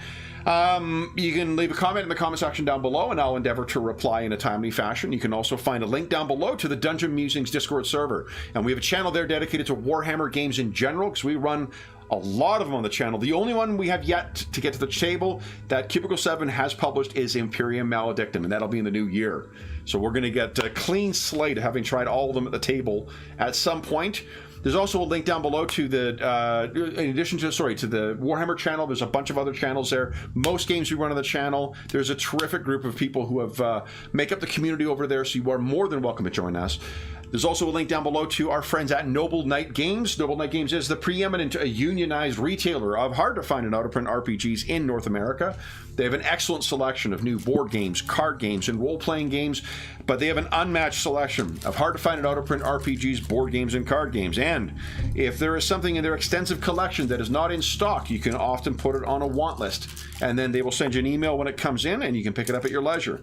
If you make a purchase of $10 or more through their website, be sure to enter the code FALLMUSER, all caps, all one word. It's in the description of the video, and you'll save yourself 10% in your purchase. If you're listening to this at a time after January 15, 2024, then come back to one of our more recent videos, and we'll have in the description of the video the current discount code listed there. The last thing I will say, there's a link down below, I should say, to our charity initiative as well. This is where we've concluded our charity campaign for the year, but all donations that go through the Hero Save Villages campaign go directly to SOS Children's Villages International, and you can learn all about them there. None of the money comes to us or any other middleman. It just goes to help out the kids who benefit from their services. Last thing I will say is a huge thank you to our heroes of the mortal realms. So, Colin and Graham, thank you so much for joining me at this utterly reasonable time in your neck of the woods. I was up at 5 in the morning. I was so excited for this session. So, guys, thank you very, very much for playing today. This was I had so much fun running this. This is my most fun session of Soulbound I've run so far. I really enjoyed myself. So thank you very much, guys. Cheers for running, Kev. Oh, of course. Plays well. As always. For those listening at home, and for Colin and for Graham, thank you so much for joining us. We hope that we gave you a few hours to take your mind off the troubles of our world, or the pending troubles of having to deal with in-laws at the holidays. Yeah. And we gave you to take your mind off of that and to think about what our heroes are doing as they are trying to escape the cursed city of Mournhold.